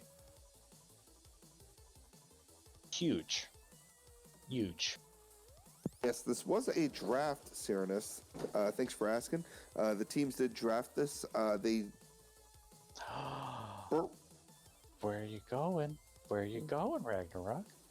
Yeah, it looks like Ragnarok's going to head north to go back to the southern continent, because that's how map strats work. But if he goes to Crescent and gets The cube.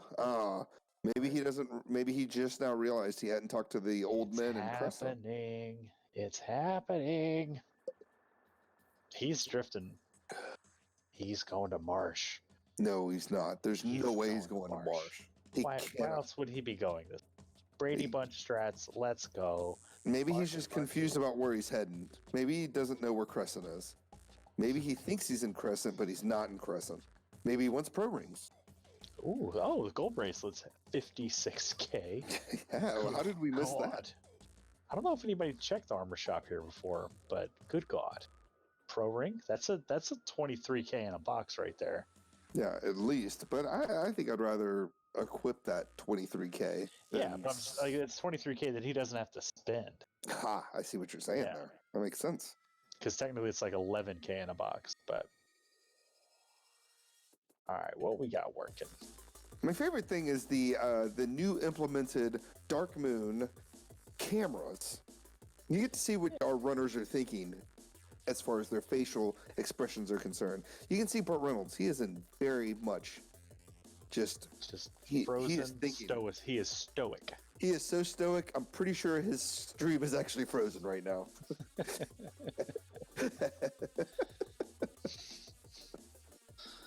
Ooh, got a cute hat. Ooh, that's our ribbon. first ribbon. That's our. What if the other ribbons are in Marsh Cave? They could be.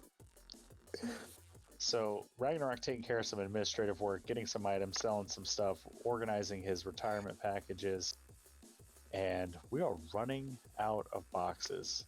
Yeah, I mean he's down to the nitty gritty. I think he's only down to 4 boxes, and at this point, there are more boxes in Marsh Cave than there are. Yes. Oh, we're gonna miss him. We're gonna miss him because he's frozen again. We don't know if he found the canoe. Well, we'll know with Ragnarok. Yeah, because Ragnarok is going to go on ahead. He is going galaxy brain. He has put on his big brain, his thinking cap. Well, see, if we bring him in, he knows. I don't understand what's even happening. We got a double Ragnarok.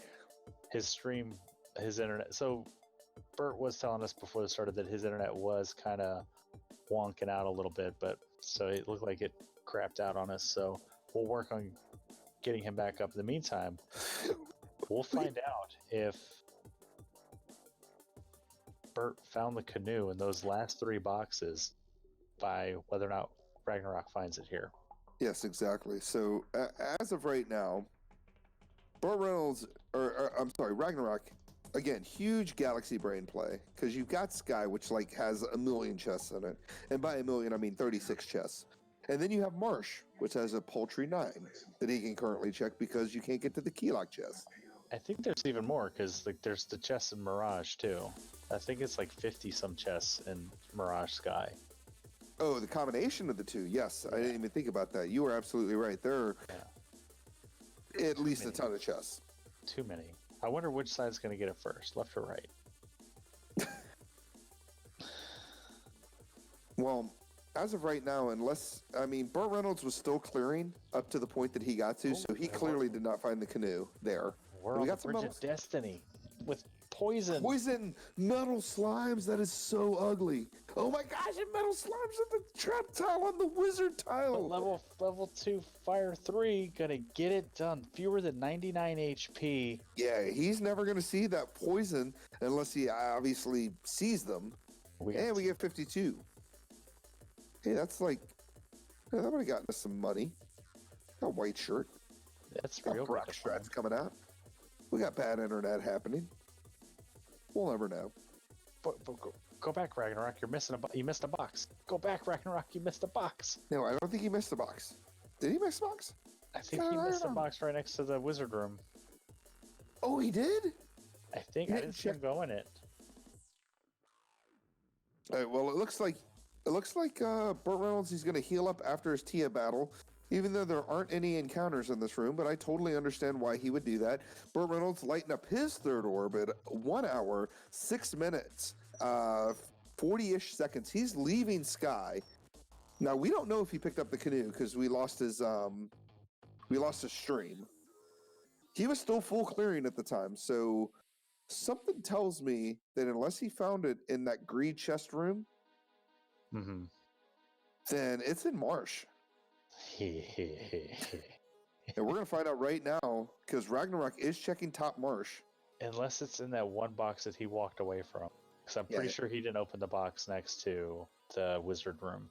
Yeah, and the way that he's... Yeah,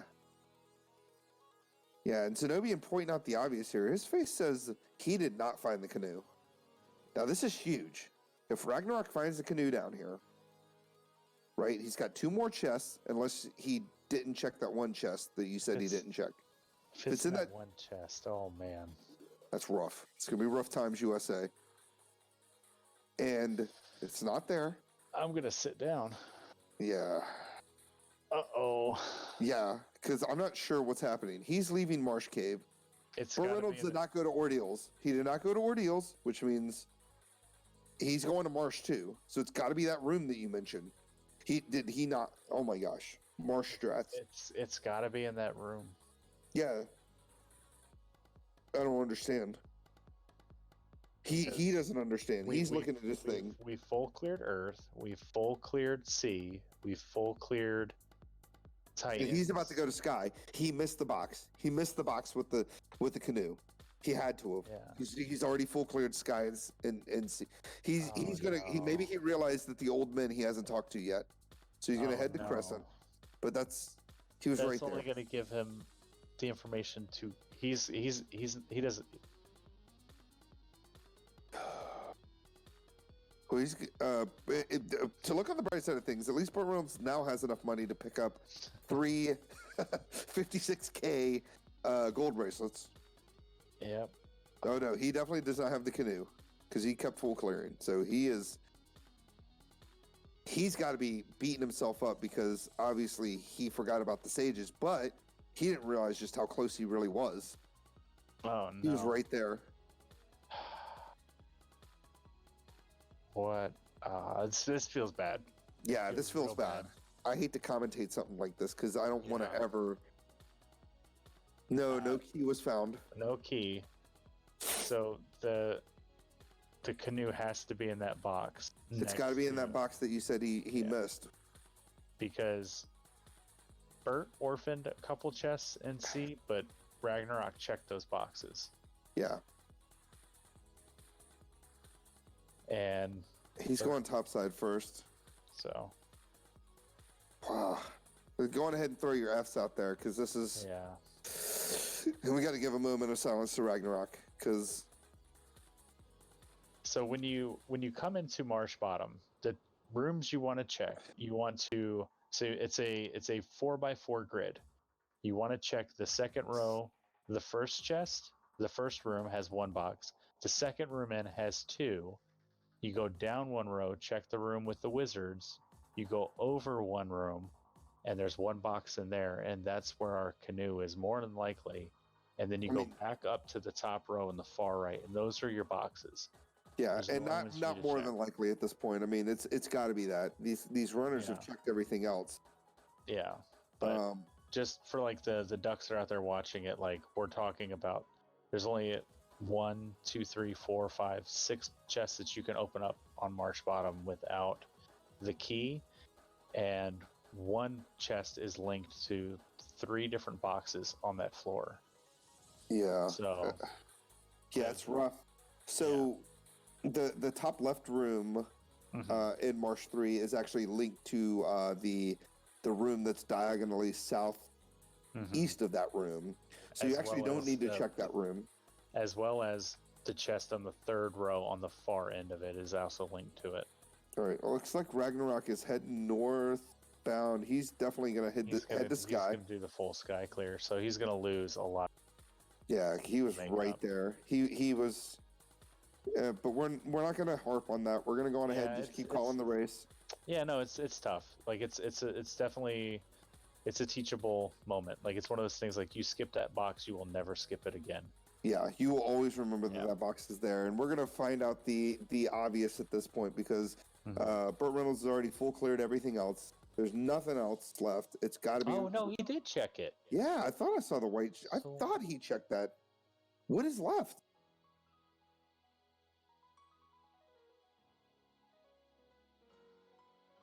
What have these runners not checked? Wait a minute. Did BurtReynolds? No. BurtReynolds, I don't think did the. I don't think he did the full spider room. Well, his internet was cutting in and out. I thought he did. So. All right. Well, BurtReynolds is like massively confused at this point because he has already. I could have sworn he had checked that room, and you. Yeah, but that's no big deal. We're not going to worry about it. Yeah. So I'm just trying to think, like, where could it be?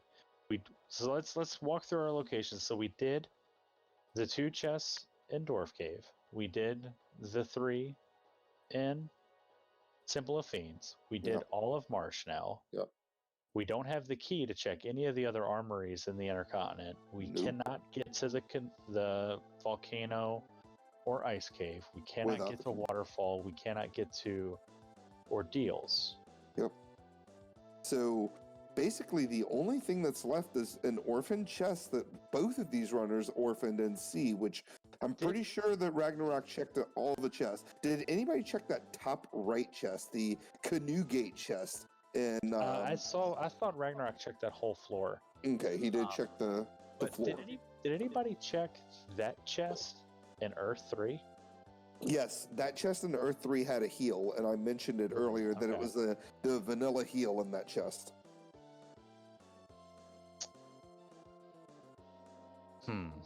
So, well, it looks like Ragnarok is doing less than greater than room, which I'm pretty sure Burt checked, but we're going to go on ahead and get a look at it anyway. The only room I'm concerned about is the spider room, because I'm not sure if Burt went back and checked the right half of it. I know he did the left half, heading down to Sky 3. I remember seeing the bottom right of the white shirt, black shirt vanilla room. I remember seeing that room being checked. Yeah, you're right. And Dark Moon is telling Serenus right now, yes, they did check Topher because that's where the loose canal was, which is why these guys have been putting off Marsh Cave for this long. It looks like BurtReynolds is going to go on ahead and check those orphan chests that you mentioned earlier. So this is another important lesson for Spring Tournament and 1v1 races. The lesson that I learned in Spring Tournament 2019, you don't really want to orphan chests until you found your loose. Yeah. I mean, you make calculated gambles, but at the same time, that one chest that you orphan is going to have what you need in it. And Dark Moon pointing out in chat, this is why you full clear when there's important looses on the table.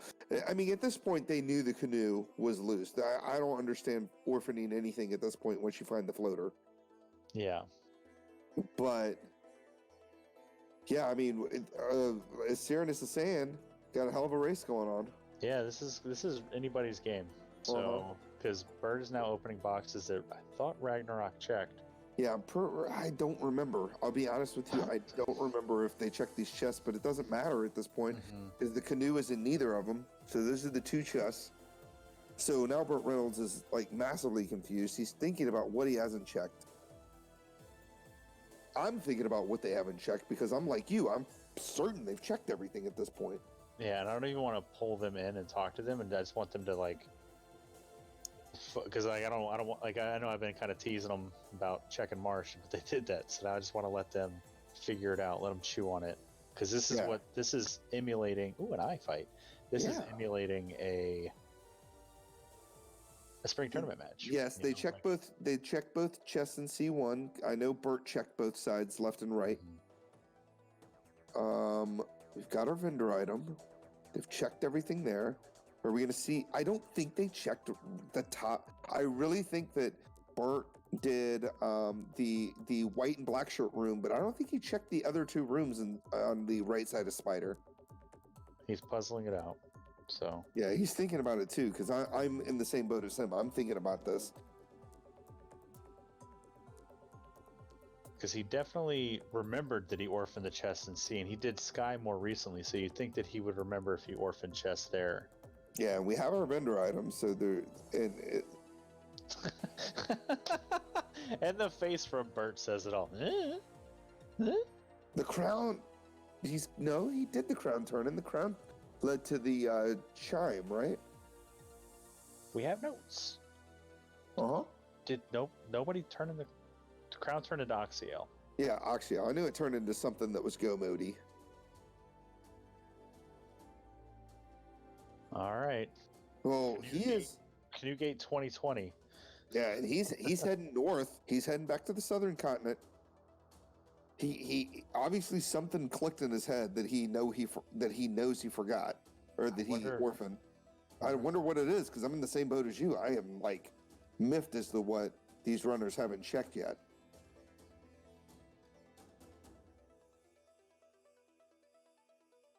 And our tracker keeping us on point. We did in fact do the crown. We led to the Oxiel. We have the Sarda and the bottle, but we can't do nothing with those. No, we really can't. He's thinking about it. He's talking to himself. He is equally as confused as we are. And Ragnarok onto the spider floor. Cube. I'm looking at their inventory too. I'm trying to figure out what it could be. Something on the eye wiped out all of Brag's party. Toxic. Ooh. Yeah, and toxic. Yeah, and of course you get the pro ring after toxic lands. Mm-hmm. So of course toxic pro ring would have prevented. And Britney Spears strikes again, and we got Cheesinator in chat. Oh no! No, it was there. I told you he never checked right side. Oh no! He got that one room. I saw the sun sword, and I was like, "That's new. That's new information." It was right there. And Burt, it's like spinning in his head. Does he have the TNT? He looked at his inventory. I don't remember seeing TNT. No. And Gurmadeuses have stun touch. He's just got to get through this battle. Well, he's walking to dwarves.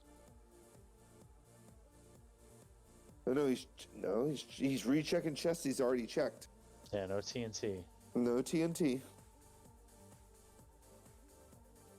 All right, at this point, you find the TNT here. You got to get out of here, right? Okay. Yeah, you got to walk it out. But this is going to be a rough walking out, because I find Mirage to be way scarier than Sky. Oh yeah, there's way nastier packs in there. Yeah, I mean, you got your vampires, you got your saber-tooths and freaking Medusas, you've got your catmen, you got slimes with their stupid nonsense that I think Ragnarok still hasn't seen, the poison.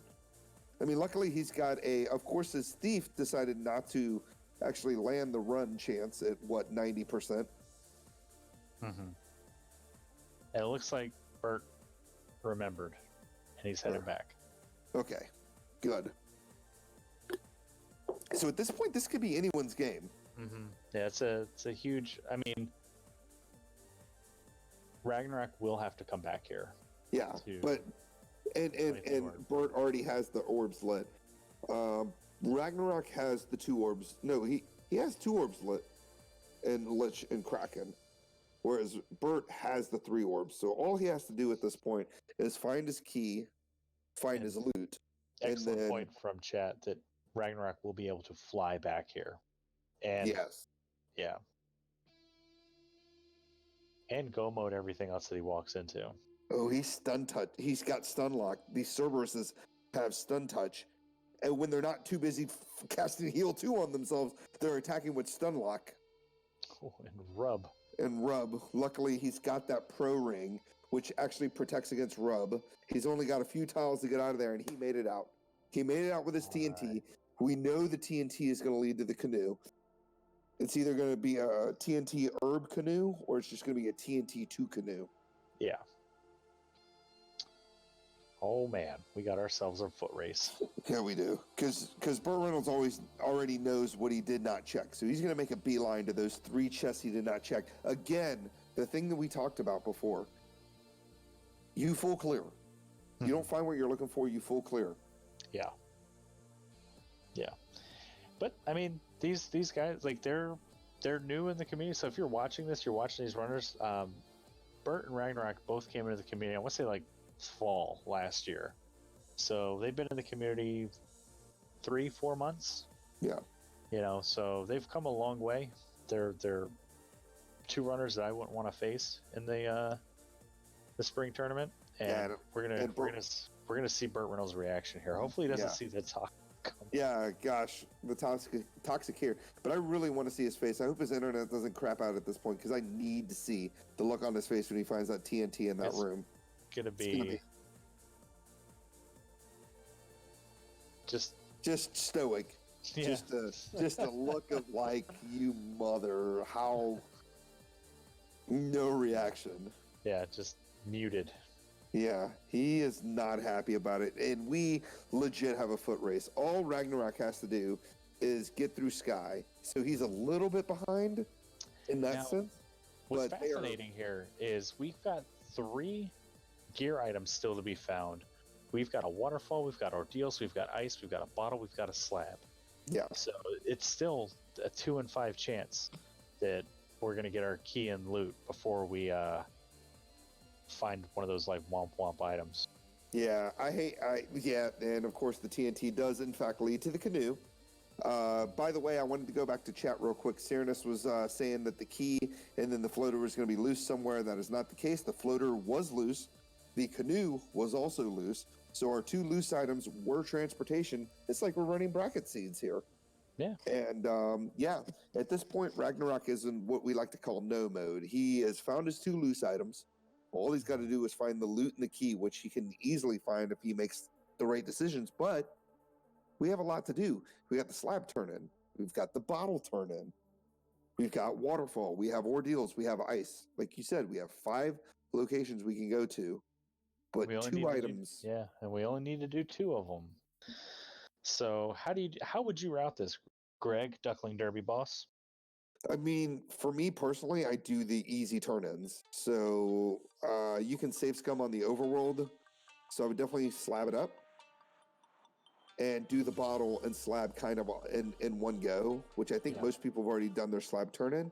At least check what those 2 lead to. And then at that point, you've got a few checks left. We've got warp. You can easily hop into ice and warp out and do that check.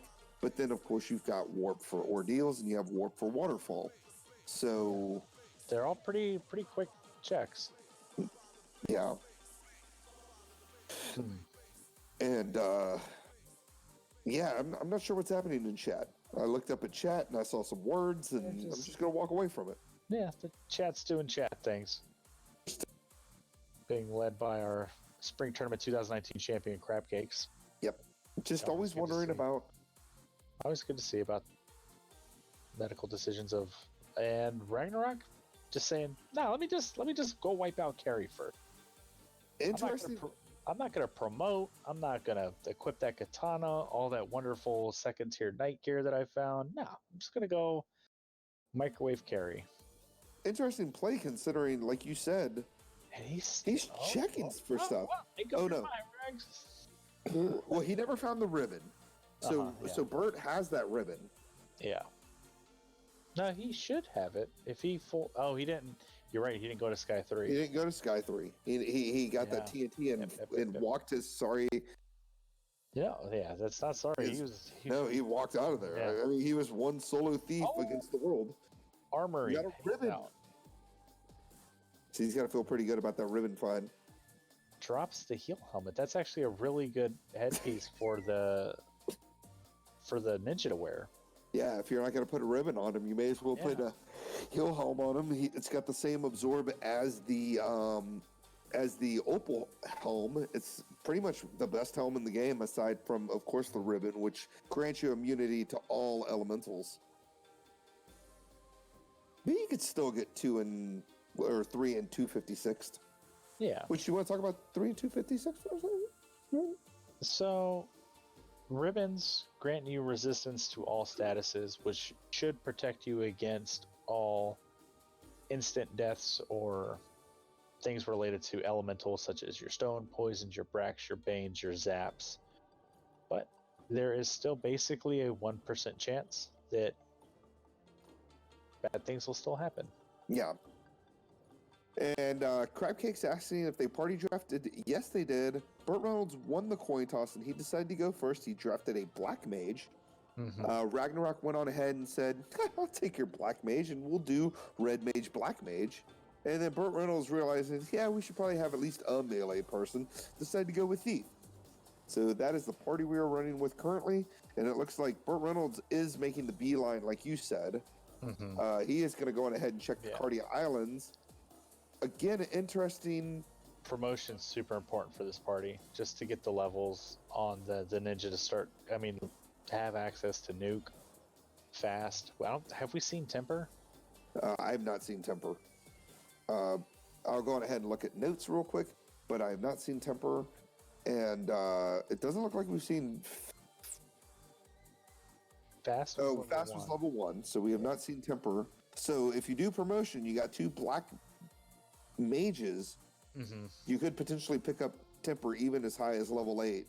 And Ragnarok's still checking boxes. Yeah, I don't. Wonder what he's looking for. I'm interested as well.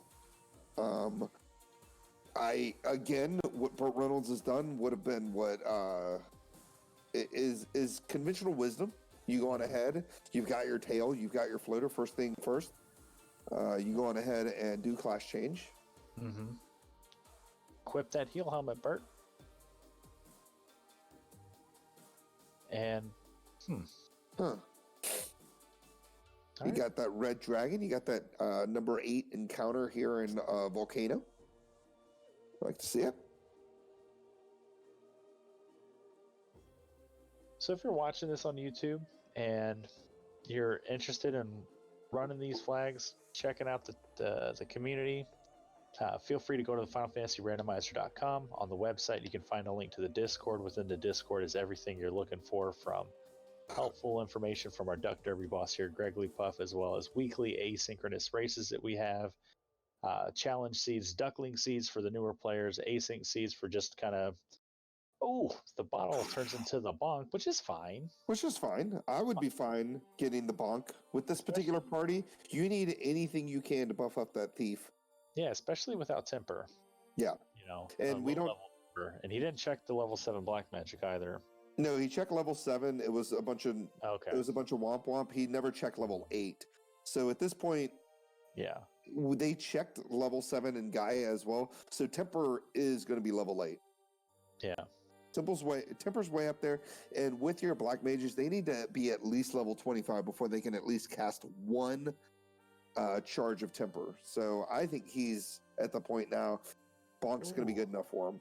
Opal bracelet. So it's fine. We're the Thor hammer, the thing we don't want to find, is still out there, and we're going cake strats on carry. Oof, Ragnarok's going having full fun. on Dang strats. Yeah, Dangwoo, what have you done? Why have you? Just call him Ragwoo, folks. Dangwoo, one of the leaders in the community, one of the race crew leads, helps out a lot organizing events, and has gained a lot of notoriety for using these instant death spells on fiends. But for carry, he likes to use fear strats. He likes to cast fear on and make her run away. Yeah. So what do we have left? We've got Waterfall, we have Ordeals, and now and Ice Cave. So it looks like BurtReynolds is going to make his way back to the Onrack location. At this point, he would have to go 0-3 and get the Thor's Hammer here, which would be really bad. But then at least he would know where the key and the loot are. Yeah. And Ragnarok stops danging and starts nuking and has a much easier time with carry. So he lights his third orb. He just has to go back to... Oh, he's going to do the Ice Cave. Cool. Yeah. I don't blame the Ice Cave. And at this point, with what we know that more than likely Ice Cave is going to have that progression, either that loot or that key, or something that leads to one or the other, because the herb is still out there. Yeah, and it looks like Bert's internet's hiccuping again. It should come back in about a minute or so. Yeah, and then we'll find out if, hopefully he has not already finished up Waterfall, and we can at least see what the robot gives. Otherwise, we won't know until Ragnarok decides to do it. And if Ragnarok doesn't do it, then, well, we know it that led to the Thor's Hammer. Yeah, so FinalFantasyRandomizer.com. Go ahead and join the Discord. Check us out. Sign up for that Spring Tournament 2019. It's going to be a lot of fun. We got a couple events planned for the summer. We're talking about potentially another co-op tournament, which was super popular last summer. And then there's been all sorts of speculation about what's going to happen in the fall. What a time to be alive, Gregory Puff. Yeah, cool stuff happening. I know that. Out of bounds bat.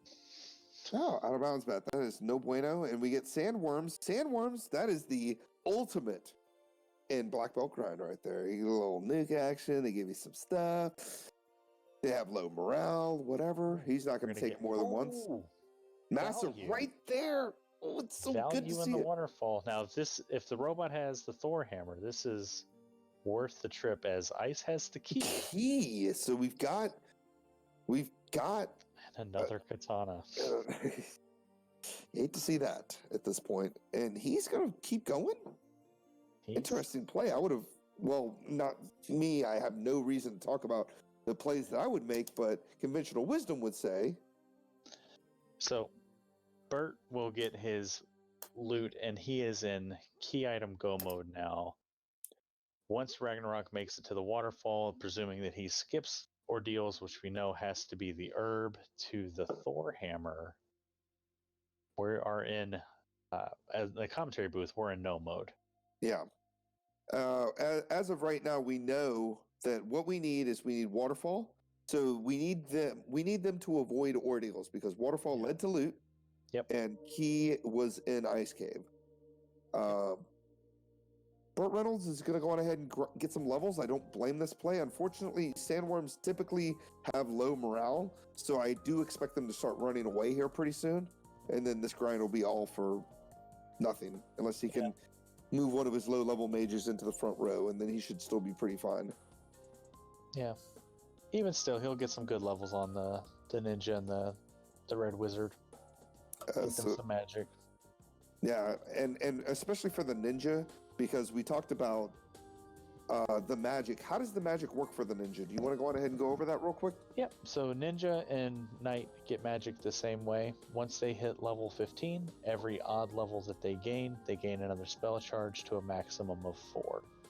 Yeah, and since we have fast and nuke in those lower levels, in those 1 through 4, that ninja's going to be able to use those spells at least 4 times, right? Yeah, as long as he gains 4 levels or 4 odd levels after promotion. Yeah.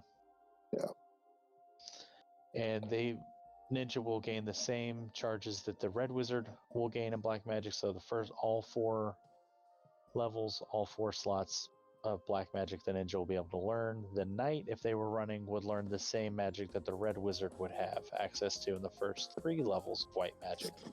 So slots 1, 2, and 4 in Canaria, all of the white magic in Provoca, and slots 1 and 3 in Elfland level 3. Yeah. The red wizard gets a little bit more magic upon promotion. They gain the 4th slot in Elfland level 4, as well as the 2nd slot in Melmond level 5, and they learn all of level 5 black magic now, not just the top and bottom slots. They'll be able to learn level 6 magic in Crescent Lake, the top slot in black, the bottom 3 in white, and they will learn 2 level 7 spells, 1 black, 1 white, and there's another ribbon in ice. Man, Ice Cave paying out in dividends, man. I was questioning the idea of full clearing Ice Cave once you got your incentive item, knowing you found all your and a Pro Cape, the best shield in the game for your Major League classes. It's the only shield in which the Major League classes can actually equip. So not too bad. Yeah, it's pretty good. Yeah. So, man, huge information that you just gave us there. I don't think I could have done it any better than that. I mean, you went over all the things that your Red Wizard can learn post-promotion, that top slot, Black Magic and Gaia, that top slot, White Magic and Onrak, and then, of course, all the spells you can learn 1 through 6 at that point, which I think you went over level 4 and you went over level 1, right? Mm-hmm. Yep, so, 1, yeah, 2, and 4 slots, and Canary and Elfland, respectively. Yeah, that was, I mean, there you go. As Crabcake said, informational run here. See, when I first joined Spring Tournament, I had a printout that Will Cleosis kind of like helped me get into the community. He was the first race that I had in Spring Tournament 2019, so he was really great helping me out with resources and stuff. And then, of course, the Discord. The Discord, there's everything you could want to have access to learn about this game. And over the course of the past 10 months or so, I had my little printout of the little Excel sheet with which spell slots were available for which classes, and eventually you just learn it. And had I known at 8 years old when I was playing this game that I would one day memorize all that crap, I would have been like, what? Yeah. Randomizer, what's the internet? Yeah, I hate. It's funny that you say that because, man, 10-year-old me in 1990 when I was playing this game, if I could have told myself, in close to 30 years, you're going to be part of a randomizer community and you're going to be teaching all kinds of new players how to like do randomizer things with this particular game, I'd be like, what? What's a randomizer? I just think of that scene in Jay and Silent Bob Strike Back when Jay finds out that the people on the internet are like making fun of them, and he's just like, "What is the internet?" All right. So, anyways, as we can see, me with this. As we can see, BurtReynolds is making the right play. He went to Ice Cave. He is more than likely just going to do the warp trick. He's going to do the wrong version of the warp trick, but that's fine. It's not wrong. It's saving a little extra steps. Yeah, exactly. I mean, you may as well go through this spike tile. He's probably not going to get the ribbon that was down there because he's going to get his key. And he's going to be in go mode. Yep. He's already done his grind, so he's got some pretty decent levels. But he is going to keep going. Interesting. Like you said, or like, no? Oh, he's checking spike tiles. That's a cheeky move, BurtReynolds. I don't think he needs to do that. He gained those levels in the... He's doing it though. I mean, it's a strategy, and it's gonna pay him out because he's gonna get that. Yeah, he's gonna get that. He's gonna get his second ribbon because I don't think he ever found. He got the one in Sky. The third one. Where was that third one? Was it in? We got notes. We got notes. Let's look at our notes. We got Sky 3, Volcano Treasury, and Ice Cave. So he might get the one out of the Volcano Treasury. These runners are showing after getting burned by that loose TNC, they're showing their level of thoroughness now. Yeah, I mean, I don't blame this play because we know that Life and Life 2 are completely locked out. So more ribbons, the better. Yep. For sure. You get 3 ribbons. You can keep 3 of your people alive through like a first turn zap or a first turn bane. One of those kind of ugly spells that your fiend refights could potentially roll. Yeah, the parties here, Topher will be a war of attrition for them. Yeah, I mean, with the any way to bring themselves back up, so every light warrior is important. Yeah, and Crabcake's pointing out the obvious here. I want to talk about Ragnarok for a second. So, Ragnarok is a little bit newer than BurtReynolds. Ragnarok joined the community maybe 3 weeks before the Duckling Derby that happened back in January. So he's only been around, late 2019. Yeah. So maybe 3 months. Yeah, tops. Whereas BurtReynolds, I want to say came directly. I think he was on the heels of the September spring tournament. That's what I was gonna. Not the spring tournament, but the Duckling Derby. You didn't play in the September spring tournament? What are you talking about? Yeah, it's my favorite of the spring tournaments, and he gets his opal bracelet. He gets his womp womp, which means it's value. It's value. I mean, I'd be fine with it. Put it on somebody. It's good. It's good for a mage, man. Like I said, they're going to need everything they can get. Now, I hate Ragnarok's chances here because, again, I talk about the conventional wisdom. I talk about routing. You're so close to where you would land your airship to get to ordeals here, but you're also kind of close to where Waterfall is. What do you think he's going to do? Sky. Go finish Sky, and then do your coin flip for Waterfall or Ordeals. You want to see him go to Waterfall. You want to see him get that. He's not going to finish Sky. Oh yeah. I mean, it finished Sky in the sense that he's going to go kill Tiamat, not finish clearing it. But run up there, kill Tiamat, have your orbs, because he's already killed Carrie. So. Yeah, and this is big news. I want to talk about Chad here for a second. So, 2019 Spring Tournament champion Crabcakes, talk about how she is impressed with these newer players. And Caleb, you joined. He's going to go do the Ordeals play. Well, we're going to get some more information in the broadcast. Yeah, we're gonna get the herb, which is going to lead to the Thor's hammer, which is going to be a womp womp. Yeah. More XP, silver lining. Yeah, that's good. Maybe he'll find the triple I grind, and he can grind all the way up to level 1,000,000. Yeah. So I mean, there's a lot. You were saying, man. I mean, I think it's great. You played in Spring Tournament 2019. I was there too. I was around for about 6 months at that point. You were brand new, right? Yeah. My race against Will Cleosis was the second seed that I finished. That's crazy. So I had a lot of potential, Greg. It's like me in high school. My guidance counselor talking to me. Yeah, a lot of potential. What happened? The wheels came off, Miss Quattrochi. So going back to what she's saying, these runners that we were up against, I mean, it's not lip service. I don't want to face BurtReynolds in round 1 of Swiss. I don't want to face him in round 2 of Swiss. I don't want to. I would be surprised if he was 0-1 after the first round. Yeah, I don't want to face any of these guys. I want to face Ragnarok. I want to face Wrigglypuff in round 1. Yeah.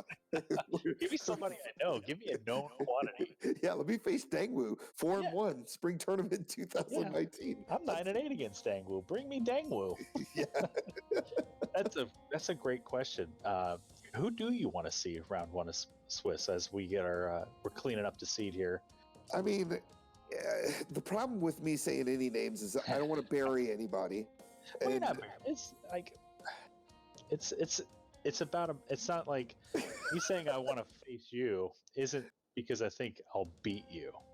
Well, okay, so I'm gonna go to chat for a second. If I pull Crabcakes, we're gonna schedule our race, we're gonna get it all together, and then we're gonna hit. We're gonna. Yeah, no. We're gonna. Yeah, exactly. We're gonna do the countdown. It's gonna go 3, 2, 1, and then I'm just gonna hit forfeit, and then I'm gonna be done. Oh, that's not fun.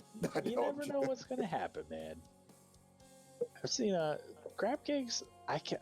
There was a weekly race a few weeks ago that I came in second to Crabcakes, and I was blown. I was in Topher doing the thing, and no one had finished yet, and I damn near had a heart attack. And then she finished. And I was like, okay, now things are right in the world. Okay, hold on. I want to talk about something real quick. Ragnarok he found the Iron Golem tile. He went on ahead. He didn't want to fight it anymore because Iron Golems, while they give good experience, they tend to roll high absorb. Anyways, continue.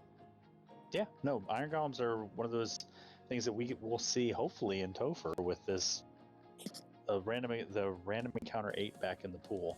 Yeah. No, that was on a spike tile. It was on the Zombie D tile. Yeah. Yeah, no, but we might see it in Topher too.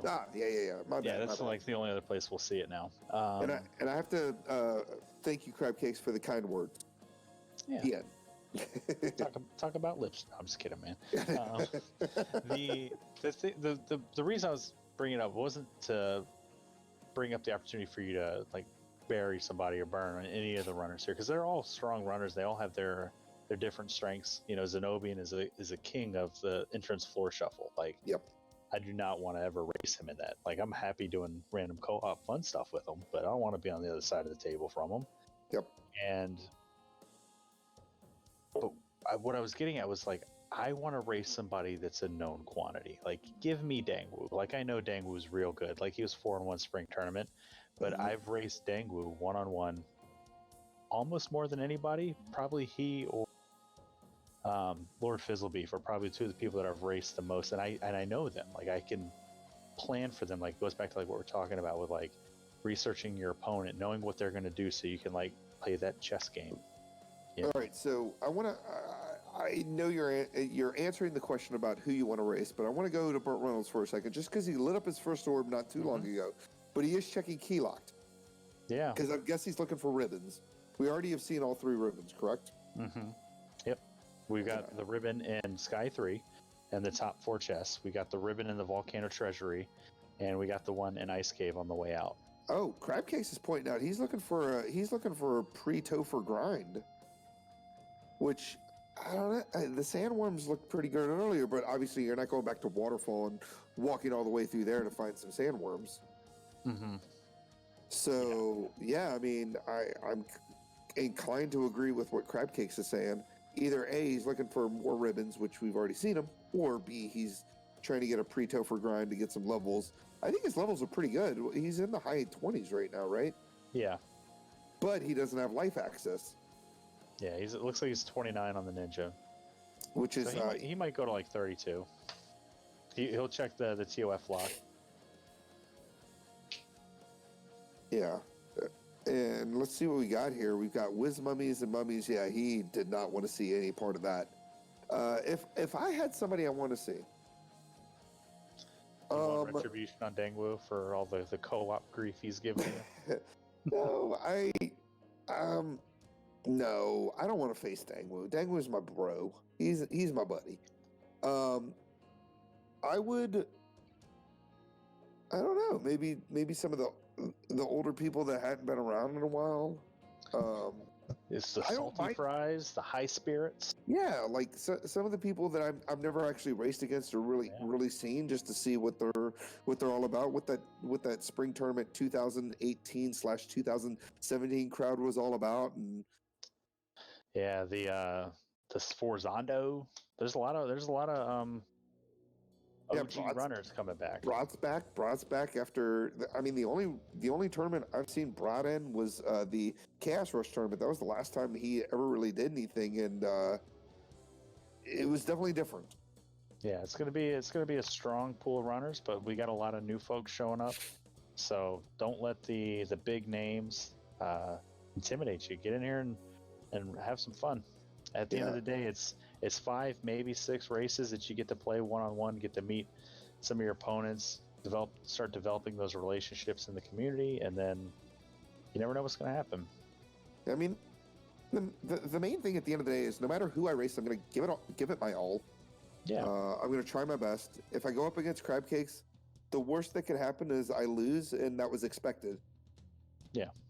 And that's pretty much it.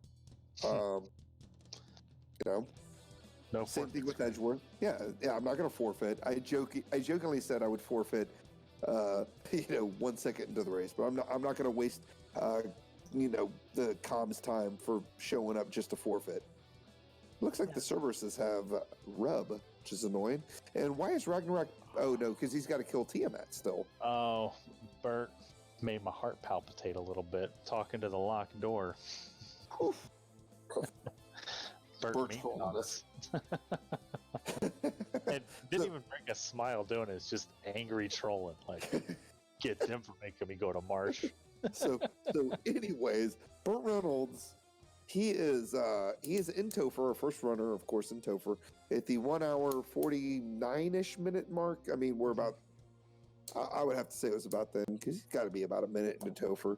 And we're going to see our first look into these reefing fights here in just a sec. So that's another thing worth talking about with Spring Tournament. It gets you the opportunity to volunteer. You're talking about the comms crew, the trackers. You know, you're going to participate in the Spring Tournament. It gets you up here in the commentary booth, hanging out with some of the best of them. I remember doing commentary with folks like Trenton and Edgeworth and Woat. Like, it's just a lot of fun coming up here, hanging out with the vets, the old pros, and just talking about this game that we all love. It's real fun. Yeah, and then you get the Wilkliosis from the Gormaduses. Little crab cakes action. Yeah. But yes, one of the main things I would like to talk about, just because Caleb mentioned it, is, you know, it's kind of a all hands on deck kind of deal. Yeah. When it comes to Spring Tournament, for me personally, I hope to be able to at least cast a race a week, and then of course do my one race a week during Spring Tournament, because I think that's kind of important. And maybe if you don't have the voice for it, or maybe you don't know the game as well and you don't feel comfortable talking, tracking is important too. Tracking is a great way to learn the game too.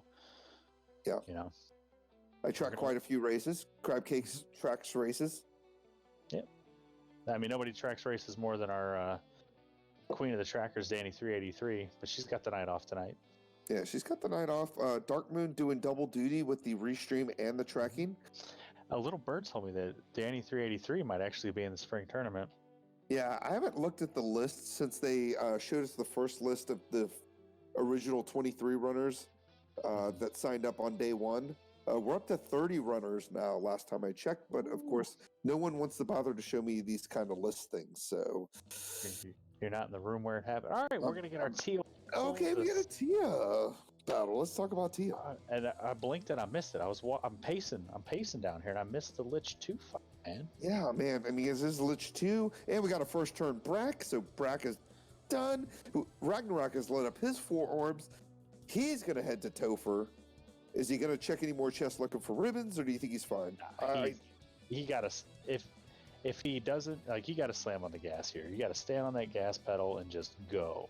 Yeah, I don't feel comfortable with his levels. Like, I hate to say it. We're at 1 hour 53 minutes, and your opponent hasn't finished yet.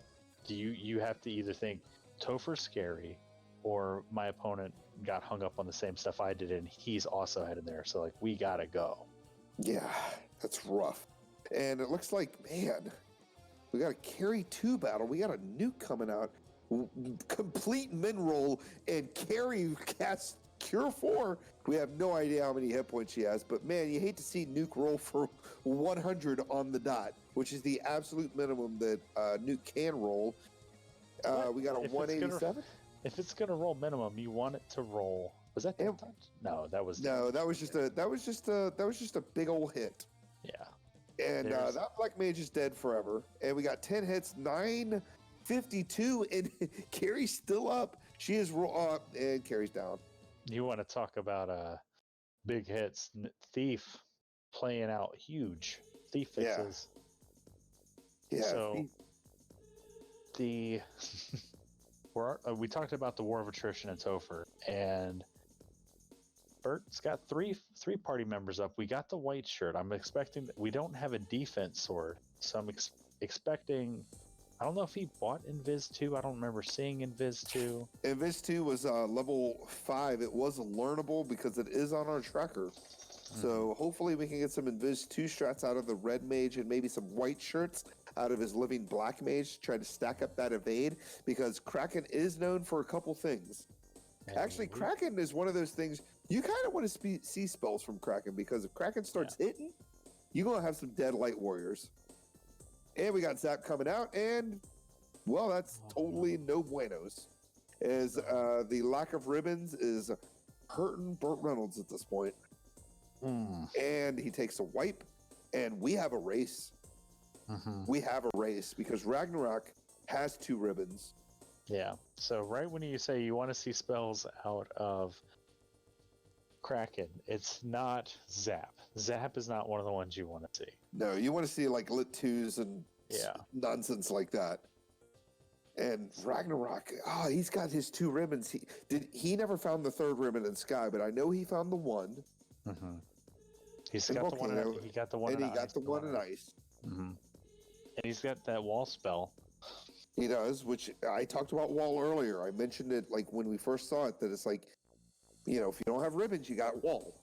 And here comes the Topher grind on these blue Ds and Earth. So they got some health. This is gonna be a slow grind. I don't know if he's even gonna be able to clear it in 1 round. No, and that's going to take some time. The only thing you can really, I'm interested to see is Burt. He's not okay. So he's going full on Katana Massa with Red Mage and Thief or Ninja. He has much less levels than Burt did. I want to say he's like in his mid-20s, whereas Burt's in his 30s right now. Yeah, Burt got those levels and just reset after being unhappy with how long it took to clear through that fight. He's tilted. Yeah. This is a tilty kind of seed. He's going to check Keylock, hope for another ribbon. Yeah, unfortunately, we already know where the ribbons are. And we're going full on fast strats.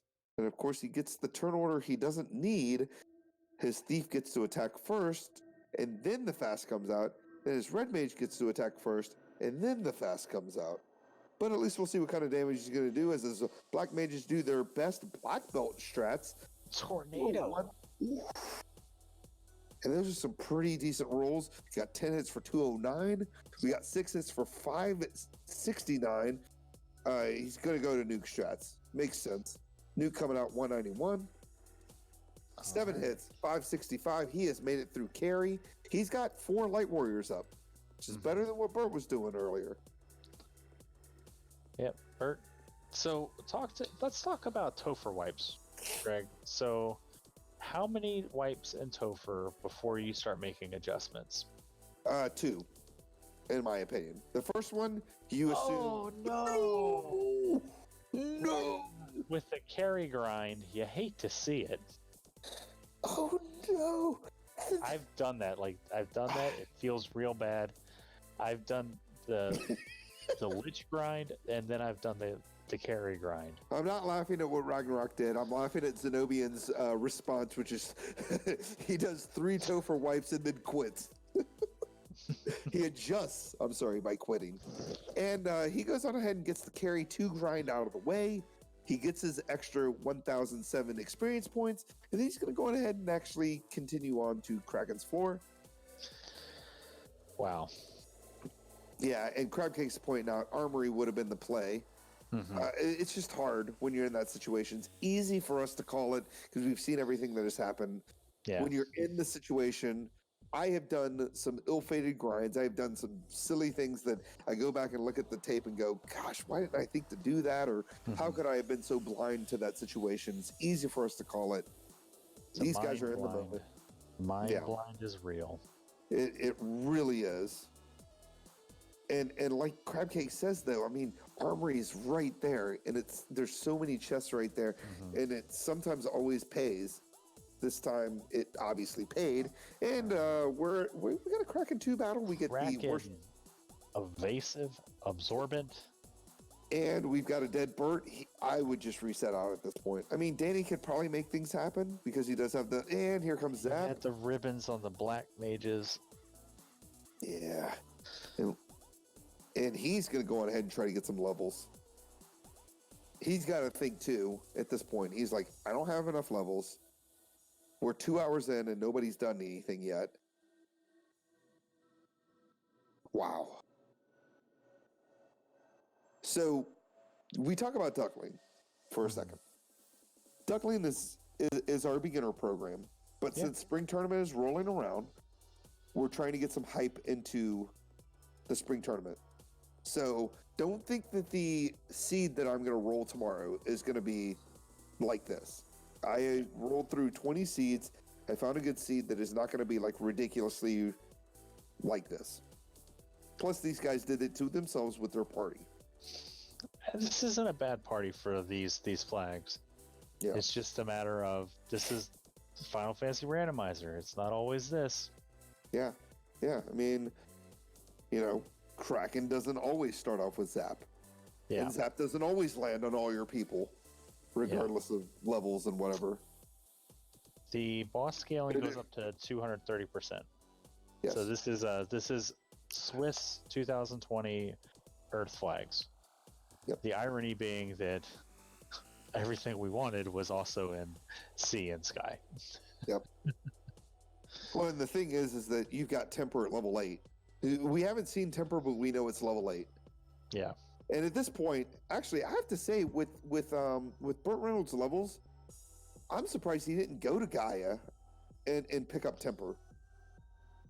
Like he's like in his 30s. Like he's got like 2 or 3 Temper charges on each Black Mage, correct? I'm in my 30s. I don't know how many temper charges I got, but I just had to sit down. I need to temper my knees. Well, anyway, I've been pacing for 2 hours. That spell slots. I don't know. That's a blind spot I'm learning. I think you get your first level 8 spell charge at 25, and then from there, who knows what happens? But I think it's he's in his 30s. Every level after that, you gain a charge. Every other level, something like that. It's kind of weird. It doesn't really make much sense, but we're just going to go with every other level and just say that he's in his 30s. He's got to at least have 3 charges of level 8 spells. Mm-hmm. And a Temper, throw a Temper down, man. You're good to go. And we're going to see our first look at, well, not our first look, but we're going to see another look at Kraken 2. As Dark Moon does his best Shining impression. Our first third look.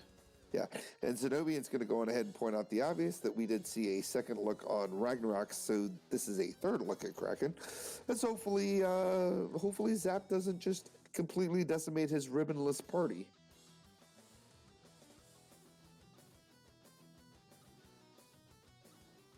Thinking about it, he's level 30.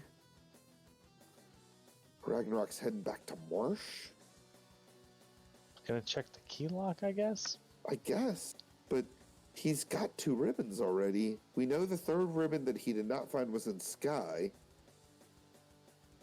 Kraken 2. He's got his fast coming out. Got bad turn order again. His Black Mage is down. The Black Mage did get fast off. I know, but the fast didn't land on the person it needed to land on before, and then Zap comes out all ineffective. That is good. That is good, and Kraken has no health. No health. Wow. Kraken could not have had but like 600 hit points. That's you roll in and you drop 4 nukes. Yeah, but you don't know that. You don't know that until you kill him. I mean, the scaling's so crazy between 43% and 200%. Or 230. Yeah, sorry, 230. I mean, you're at 900 health, I think, that Kraken 2 has. It's a big margin, for sure. Yeah. You better try a little harder with that margarine. Margarine, thank you. Yeah, that's talking strats right there. I'm having a hard time with life. And we got Invis 2 strats coming out. It's going to go ahead and evade up. He's thinking about what he's doing. He's going to power bonk. He's got his power bonk on his red mage. There you go with the Masa, leaning into that. Yeah, I mean, because right now it looks like not only does Tiamat have high evade, but high absorb too, because that 3 hits for 81 damage. You know what ignores that? Nuke. What? Nuke. Yeah. 5 hits, 273. 3 hits, 398. Tia also rolling somewhere around vanilla, if not a little bit lower. Yeah. This is a scary. This is a glass cannon Topher, basically. Yeah. Everything looks scary until you actually started doing things. And we're gonna go ahead and go back to Ghost Strats on Ragnarok's screen. If it ain't broke, don't fix it. I don't blame him. It's just an interesting grind. It's not one of the grinds I would particularly take, but I'm fine with it. As we're gonna go on ahead and see our first look at Chaos. Caleb, do you want to call this, or do you want me to call it? Yeah, I call it. Yeah, go ahead. All I right, need all so the breaks I can get. what kind of adjustments are we gonna make here? We're gonna move the ribbon to the ninja. Interesting. Keeping the power bonk on the ninja. So imagine we're gonna lead out with a bunch of evades. Yep, invis 2, power bonk, and more white shirts. Absolutely. And pretty good turn order, all things considered. Punch comes out from Chaos for 235. Not too scary with the Cure 4, but more bonks and another white shirt. So this will get us halfway to evade cap. And turn order is good. Let's see what Chaos does. Gonna try to rub. That's not anything we need to worry about. Gonna switch to fasting. Gonna keep bonking and do another white shirt. So Chaos giving Burt here all the opportunity to get the buffs up that he needs. Slow 2 comes out. That's good to know that that's out there. Status, or it's a elemental free, will just wipe out a fast charge, but we got enough fast to not have to really worry about that at the moment. Another white shirt comes out. I think we are 1 away from big hit. 8 hits, 557. So here comes the offense. Another nuke. So this will be 156. We're about 800 damage in. Another glass cannon Tophers. GG to BurtReynolds with official FFR bot time of 2 hours, 6 minutes, 48 seconds. I'm gonna just drag him in here. I got him. Okay, just drag him in here. What up, Burt? Oh, hello. Hello. That was a tough one. I didn't think I was going to make it through there, but changed up my strategy at the very end. Well, we talked about like just how crazy Kraken was with the hits and the zap coming off, but then how many hit points do you think Kraken 2 had? Oh, like what, 400 to 500, maybe 600? Yeah, that's what we determined. We determined that Kraken had no hit points. Mm-hmm. Yeah, if I'd known that on the way through, I just would have attacked with my Black Mage and, Well, and that's finish him off easy. Yeah, it was definitely like a Kraken that could have just ate 4 nukes and been down. Yeah, White Shirt didn't protect me against the zap. yeah, That was pretty tough.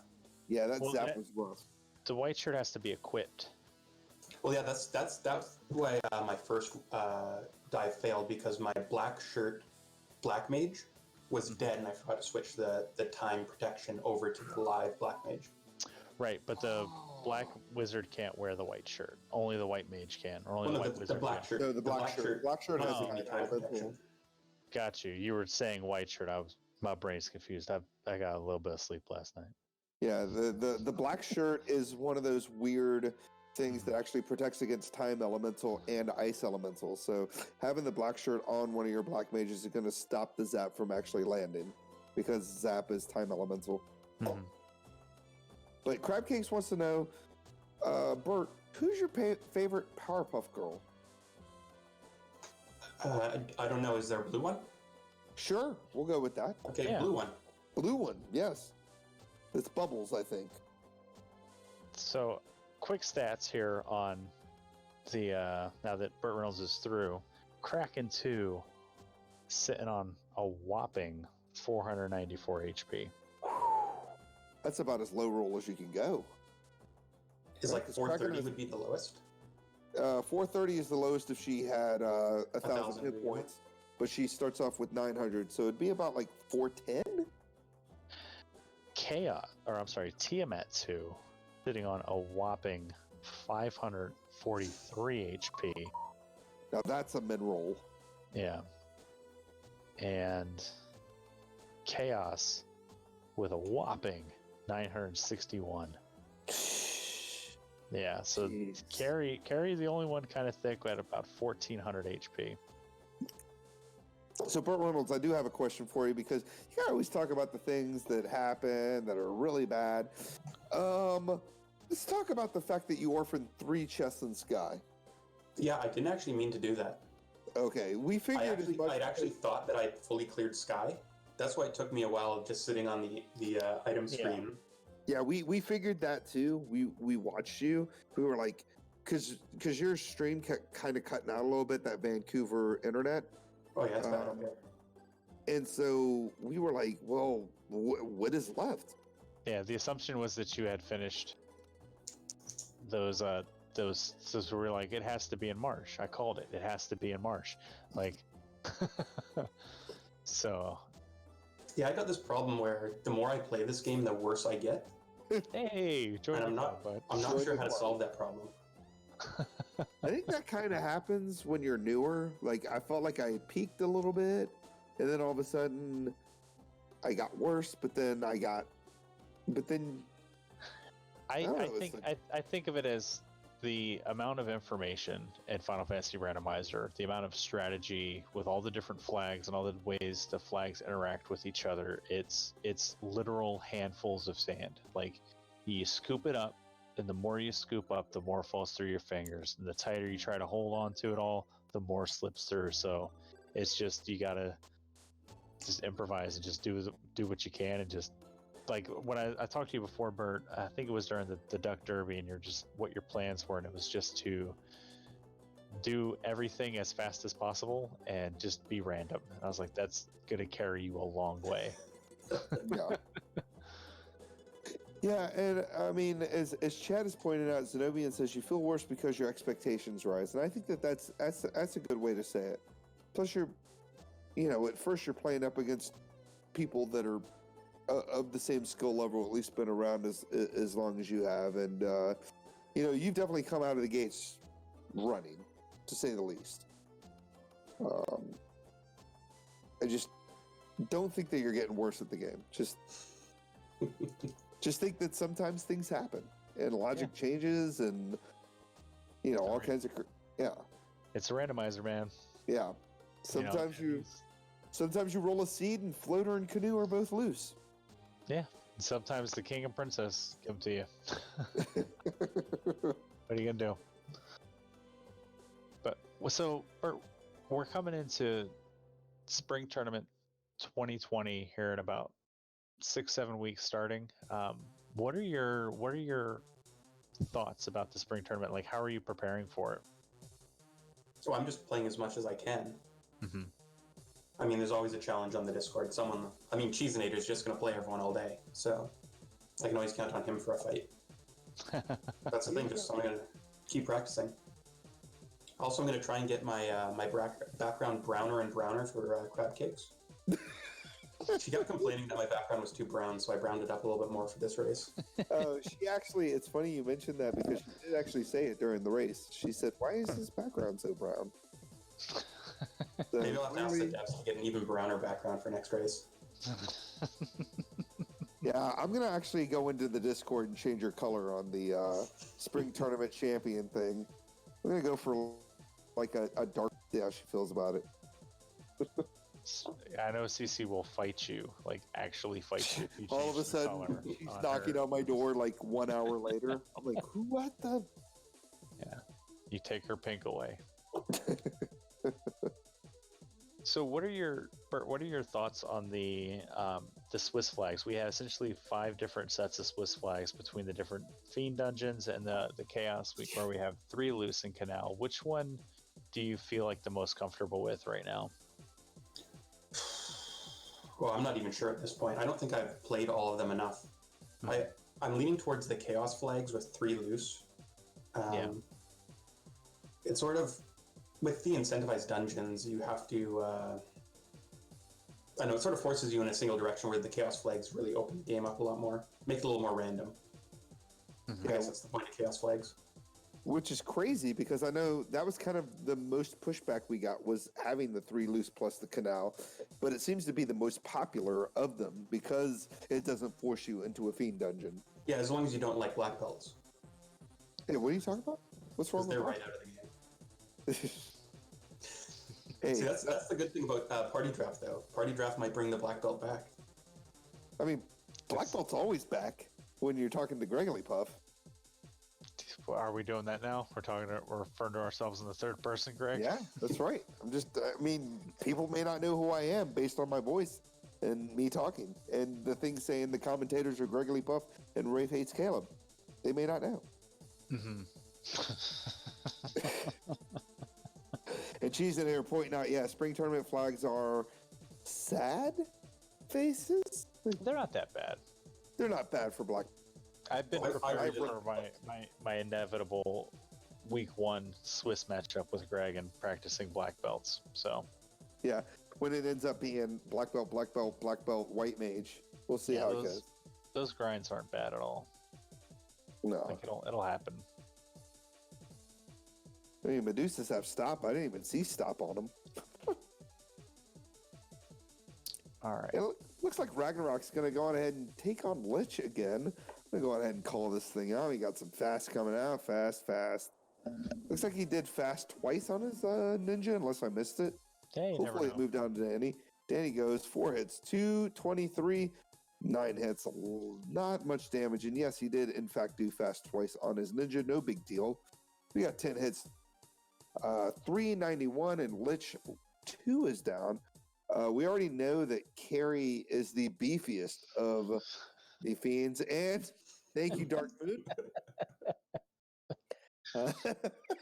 So I want to go back to the party draft. Had you guys taken my advice and done Black Rainbow, this might have been a favorable Topher to do so. To just lean on that level 1 fade, that level 4 nuke, and just blast your way through. And you And have you hope life that and you don't life get too. hope you don't get carried 2 in a Cure 4 loop. Yeah, but you would have had Massa. Well, she You has, would have she has Masa. what, Tornado and Cure 4? yeah, and a couple other surprises in the Hackster that we didn't see yet that I saw, but Yeah, but yeah. even still, like she's got like 1400 HP. You know, we can get there. Yeah, I hate to say it, but white mages actually, I think, have better vitality at the end of the game than thieves do. They roll somewhere in the 600 mark once you get to like pretty high levels. Did he So, just oh keep- my god, he carried 2. What? What the? We got dang strats. He was trying to do it on carry 1 for like half an hour. we got dang strats. Why is Dang not here? Where's Dang? We need Dang. Just call him Ragnarok.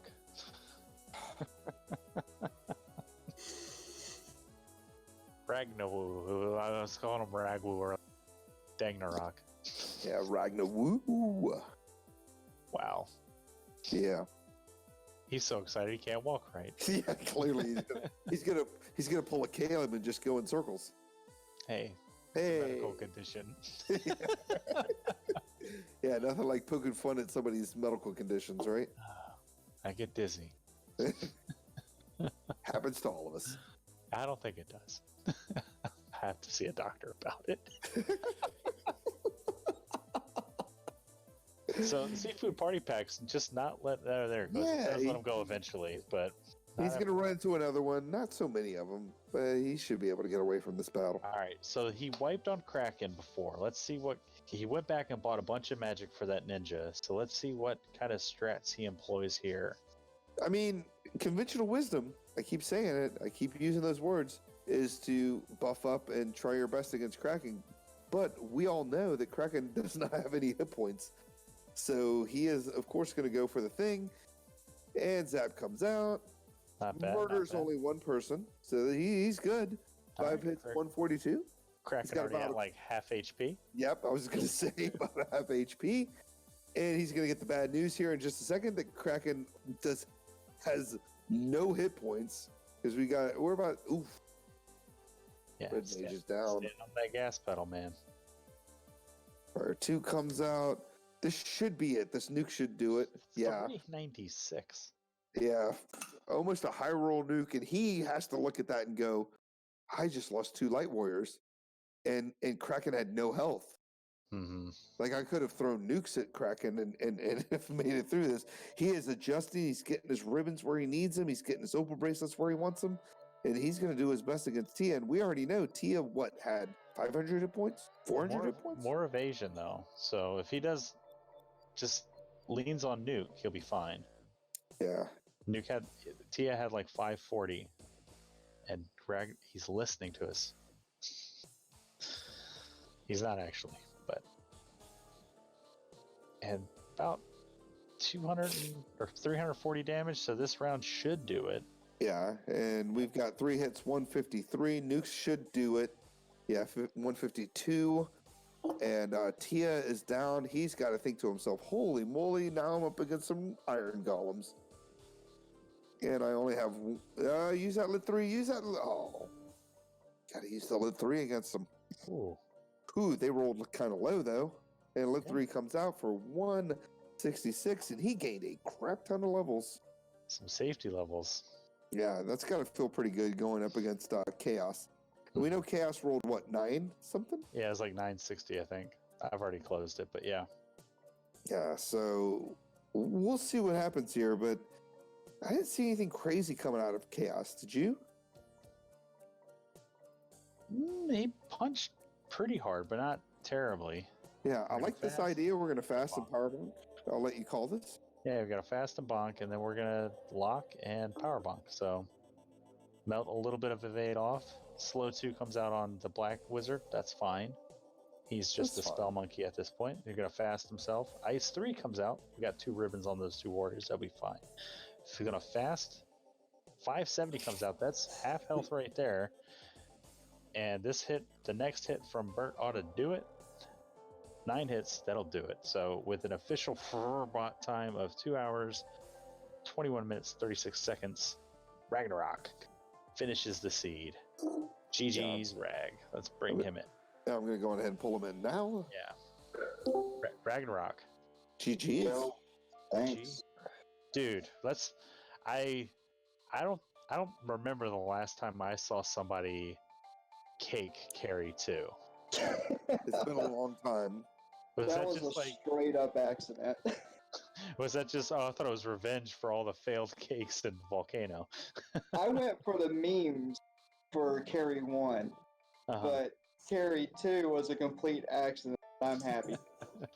Well, it's definitely like a 3 and 256. I thought I clicked nuke and it ended up, I'm like, why is it casting? Oh, she ate it. That's the wrong KE spell. So this seed wasn't exactly nice. It definitely trolled the both of you. There were a few moments, I think if you go back and watch this, you'll see like teachable moments with orphaning chests and whatnot. Like Ragnarok, you actually made the right play and got the TNT, and were just like, there was moments where you guys were sort of like overlapping one another with the TNT and all the canoe debacle. But the chest checking for you, Ragnarok, and then the 50-50 on ordeals versus waterfall are things like you can't really make adjustments for, but because you did get paid out with a second ribbon. But walk me through I know we stopped bugging you when we realized that the seed was going to be a seed. So walk me through the back half of this seed for you, man. What was going through your mind? Oh man, let's search for the canoe and then got the TNT. I got in a fight with that eye and it just KO'd 3 of them. And I'm like, oh my god, I'm not promoted. I don't have the airship. I gotta run out with this. I can't just go back through. Yeah, and you did. Like it was impressive. Like that you got out of Mirage Sky from Sky 2 with just a thief at like level 19, I think. Yeah, and then I got paralyzed. What 2 or door to get down to Mirage 1 and then out. And I'm like, oh great, I might as well just reset right now. So I pop back up. I'm like, oh thank God I didn't get into a stun loop. Spring Tournament 2020 around the corner, Ragnarok. How are you preparing for it, man? I have done 5 races today already. Jesus. Oh, race. Don't burn yourself out, man. Yeah, the burnout is real, by the way. Yeah, I mean, this is the first time I've watched you run since the Duck Derby, and there's a lot of improvement I've seen just between like the menuing and the pathing through the dungeons. Even Crabcakes in chat was pointing it out, like marked improvement. And BurtReynolds already the one of the scarier opponents for me that I don't want to face. I don't want to face anybody new coming into the community. Give me Dangwoo, give me Greggly Puff. Lord Fizzlebeef. I think honestly, if I wouldn't have had that, Yeah, give me a Lord Fizzlebeef. Yeah, give me the people I know. If all of my mages didn't die in Sky, I would have probably been right on Bert's heels, if not beat him. Absolutely, yeah. You guys were like, if you had been able to get through Topher on your first dive, you would have won Rag. Like there was, Burt took a wipe and left the door open for you. As Burt, what was going through your head after that wipe? Like we didn't really talk about that. Yeah, that zap wipe on Kraken. Yeah, you kind of flew around a little bit. You took the blue D fight, reset out of it. What was going through your mind with that? I only had one ribbon on my team, and I knew that I'd only be able to protect 2 party members from the zap, and I knew it was going to come out first turn. So I thought I'd check a couple chests, maybe find a ribbon, or maybe find a good grind tile. Like I'd been searching that entire game for a grind tile to get me up to like level 35 or something, just so I could walk through Topher. But I was never able to find like a really good grind tile. You didn't like the ghosts in the Hall of Giants? Ragnarok, you want to talk about the ghosts in the Hall of Giants? Oh man, I just straight. That's a risky grind, man. They punch real hard. Yeah, I'm actually surprised. I grinded them all the way up to around 20. Yeah. You went back there twice. Yeah. Well, I originally, when I went down through Marsh to see if second mate, I found all those metal slimes. I'm like, all right, cool. I'll keep that in mind. That'll be my next grind site. Did not know that they had damage poison. I've ran into them numerous times, never saw it until I wanted to go grind them. And they're like, nope. Another thing I wanted to, just real quick, Greg, and then I'm going to shut up because I know you want to. No, it's all good. I just want to talk about the ribbon thing, but go on ahead. Oh, that's what I was going to do. So go ahead, take it, man. No. You go on ahead. Oh, you're in a better state of mind than me. Okay. So the beauty of the both of you running in the path divergence that we had was we actually got to see where all 3 ribbons were. So I believe you both found the ribbon in the ice cave. No. Yes. No, because Burt, you only found the ribbon in Sky. So there was a ribbon in Ice Cave on the way out, on the escape. Yeah, I checked all the grind tile or all the trap tiles in ice and a few of the chests. Yeah, I think it was in the 3. Yeah, it was in the 3 in the very last one.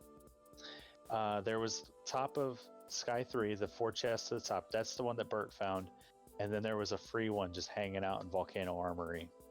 Yeah. So, if you had gone there instead of Earth, that would have been the value play, Burt. But again, that's one of those things that there's spike tiles in both places actually, but one's closer. But I've talked a lot. I'm gonna drink some water. Take a drink. I mean, overall, it wasn't too terrible seed. Mostly mages, thief. There's not a whole lot of end game damage dealing. Everybody's squishy. Yeah, we had the level 1 fade, level 4 nuke, free masa, free katanas. Just no life. Everybody was locked out of life. Yeah, that was kind of fun. Yeah, and if anyone's wondering, the chances of a red mage not learning life or life 2 is 20%. So it's pretty high, but it's also, kind of rare. Yeah, especially if it rolls low, and usually your your red mage can life for life 2. Yeah, 80% of the time he gets it. Yeah. And then being locked out of both of them really sucked.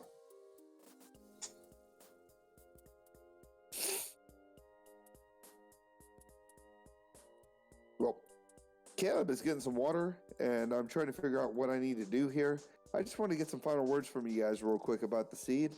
I think we talked pretty much about everything that went down in the game. You guys were pretty much on each other's heels for the most part. Both of you guys did the Marsh Cave dive. Burt, of course, you figured out that the TNT was one of the 3 chests you did not check. How did you feel at that point? I noticed that you guys were still kind of checking chess at that point. I didn't Obviously, actually know that I missed those chests. Yeah.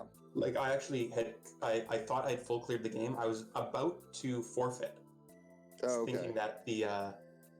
thinking that the seed was broken. But it turns out I was broken.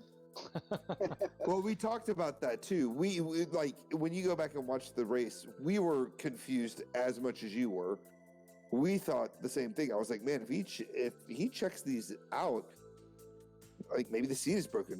Maybe there was no sanity check. Maybe Beta was forced into live site and stuff got weird. Yeah, there's been 3 separate occasions where I'm missing something, and I thought that the seed was actually broken, and none of those times the seed was actually broken. Yeah. So it might not happen. Yeah, I think that logic is fixed now. Yeah, I mean, I haven't seen anything crazy happen on the seeds, but you never know. And it does kind of feel weird because you're in the middle of the race and you feel like you've done everything, and then all of a sudden it dawns on you. It'll be a crazy look back for both of you guys, but we're going to go on ahead and call it because we are pretty late into the night, at least on the East Coast. Yep. I was going to say, especially for Caleb who has to work tomorrow. That's all good. This was a lot of fun. Thanks, Greg, for letting me come in and do the Duckling stuff with you. Thanks, Darkmoon, for streaming it.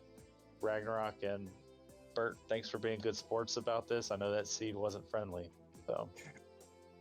I'm sure Crab Cakes could do it in 45 minutes.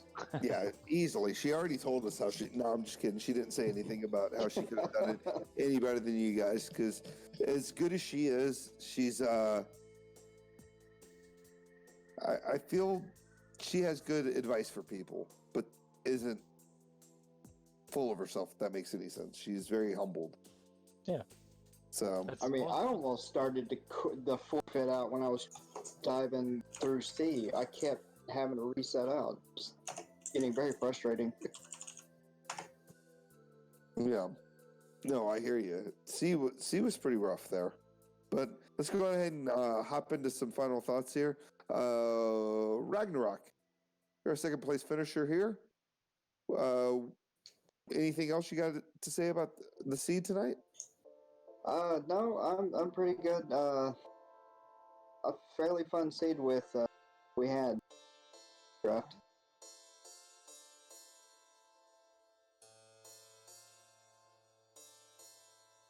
Okay. BurtReynolds, you got any final thoughts about the seed? Oh, a big thanks to Gregory Puff, Caleb, and Darkmoon for setting this all up and letting me run this. It was a lot of fun, and I learned a lot. And to anyone watching this later on YouTube, you still got a couple weeks to sign up for the spring tournament if you want to come and join up. It's going to be a lot of fun. Definitely. Right. Yes, a big thanks to everybody too. A lot of fun. Yeah. Yeah, we had a really good time. Caleb, you got anything else for us? Man, I'm ready for bed.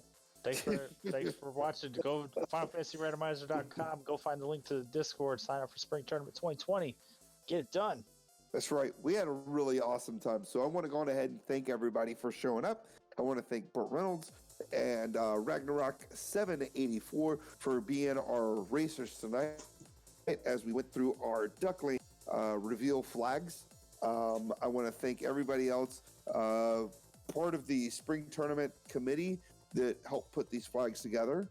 I want to thank, of course, everybody that watched the thing. We got Darkmoon out there, who was our trucker / restreamer, Serenus, Gloomchew, Spellzap, Crab Cakes, Cheeseinator. Everybody was out there watching us, commenting on the race.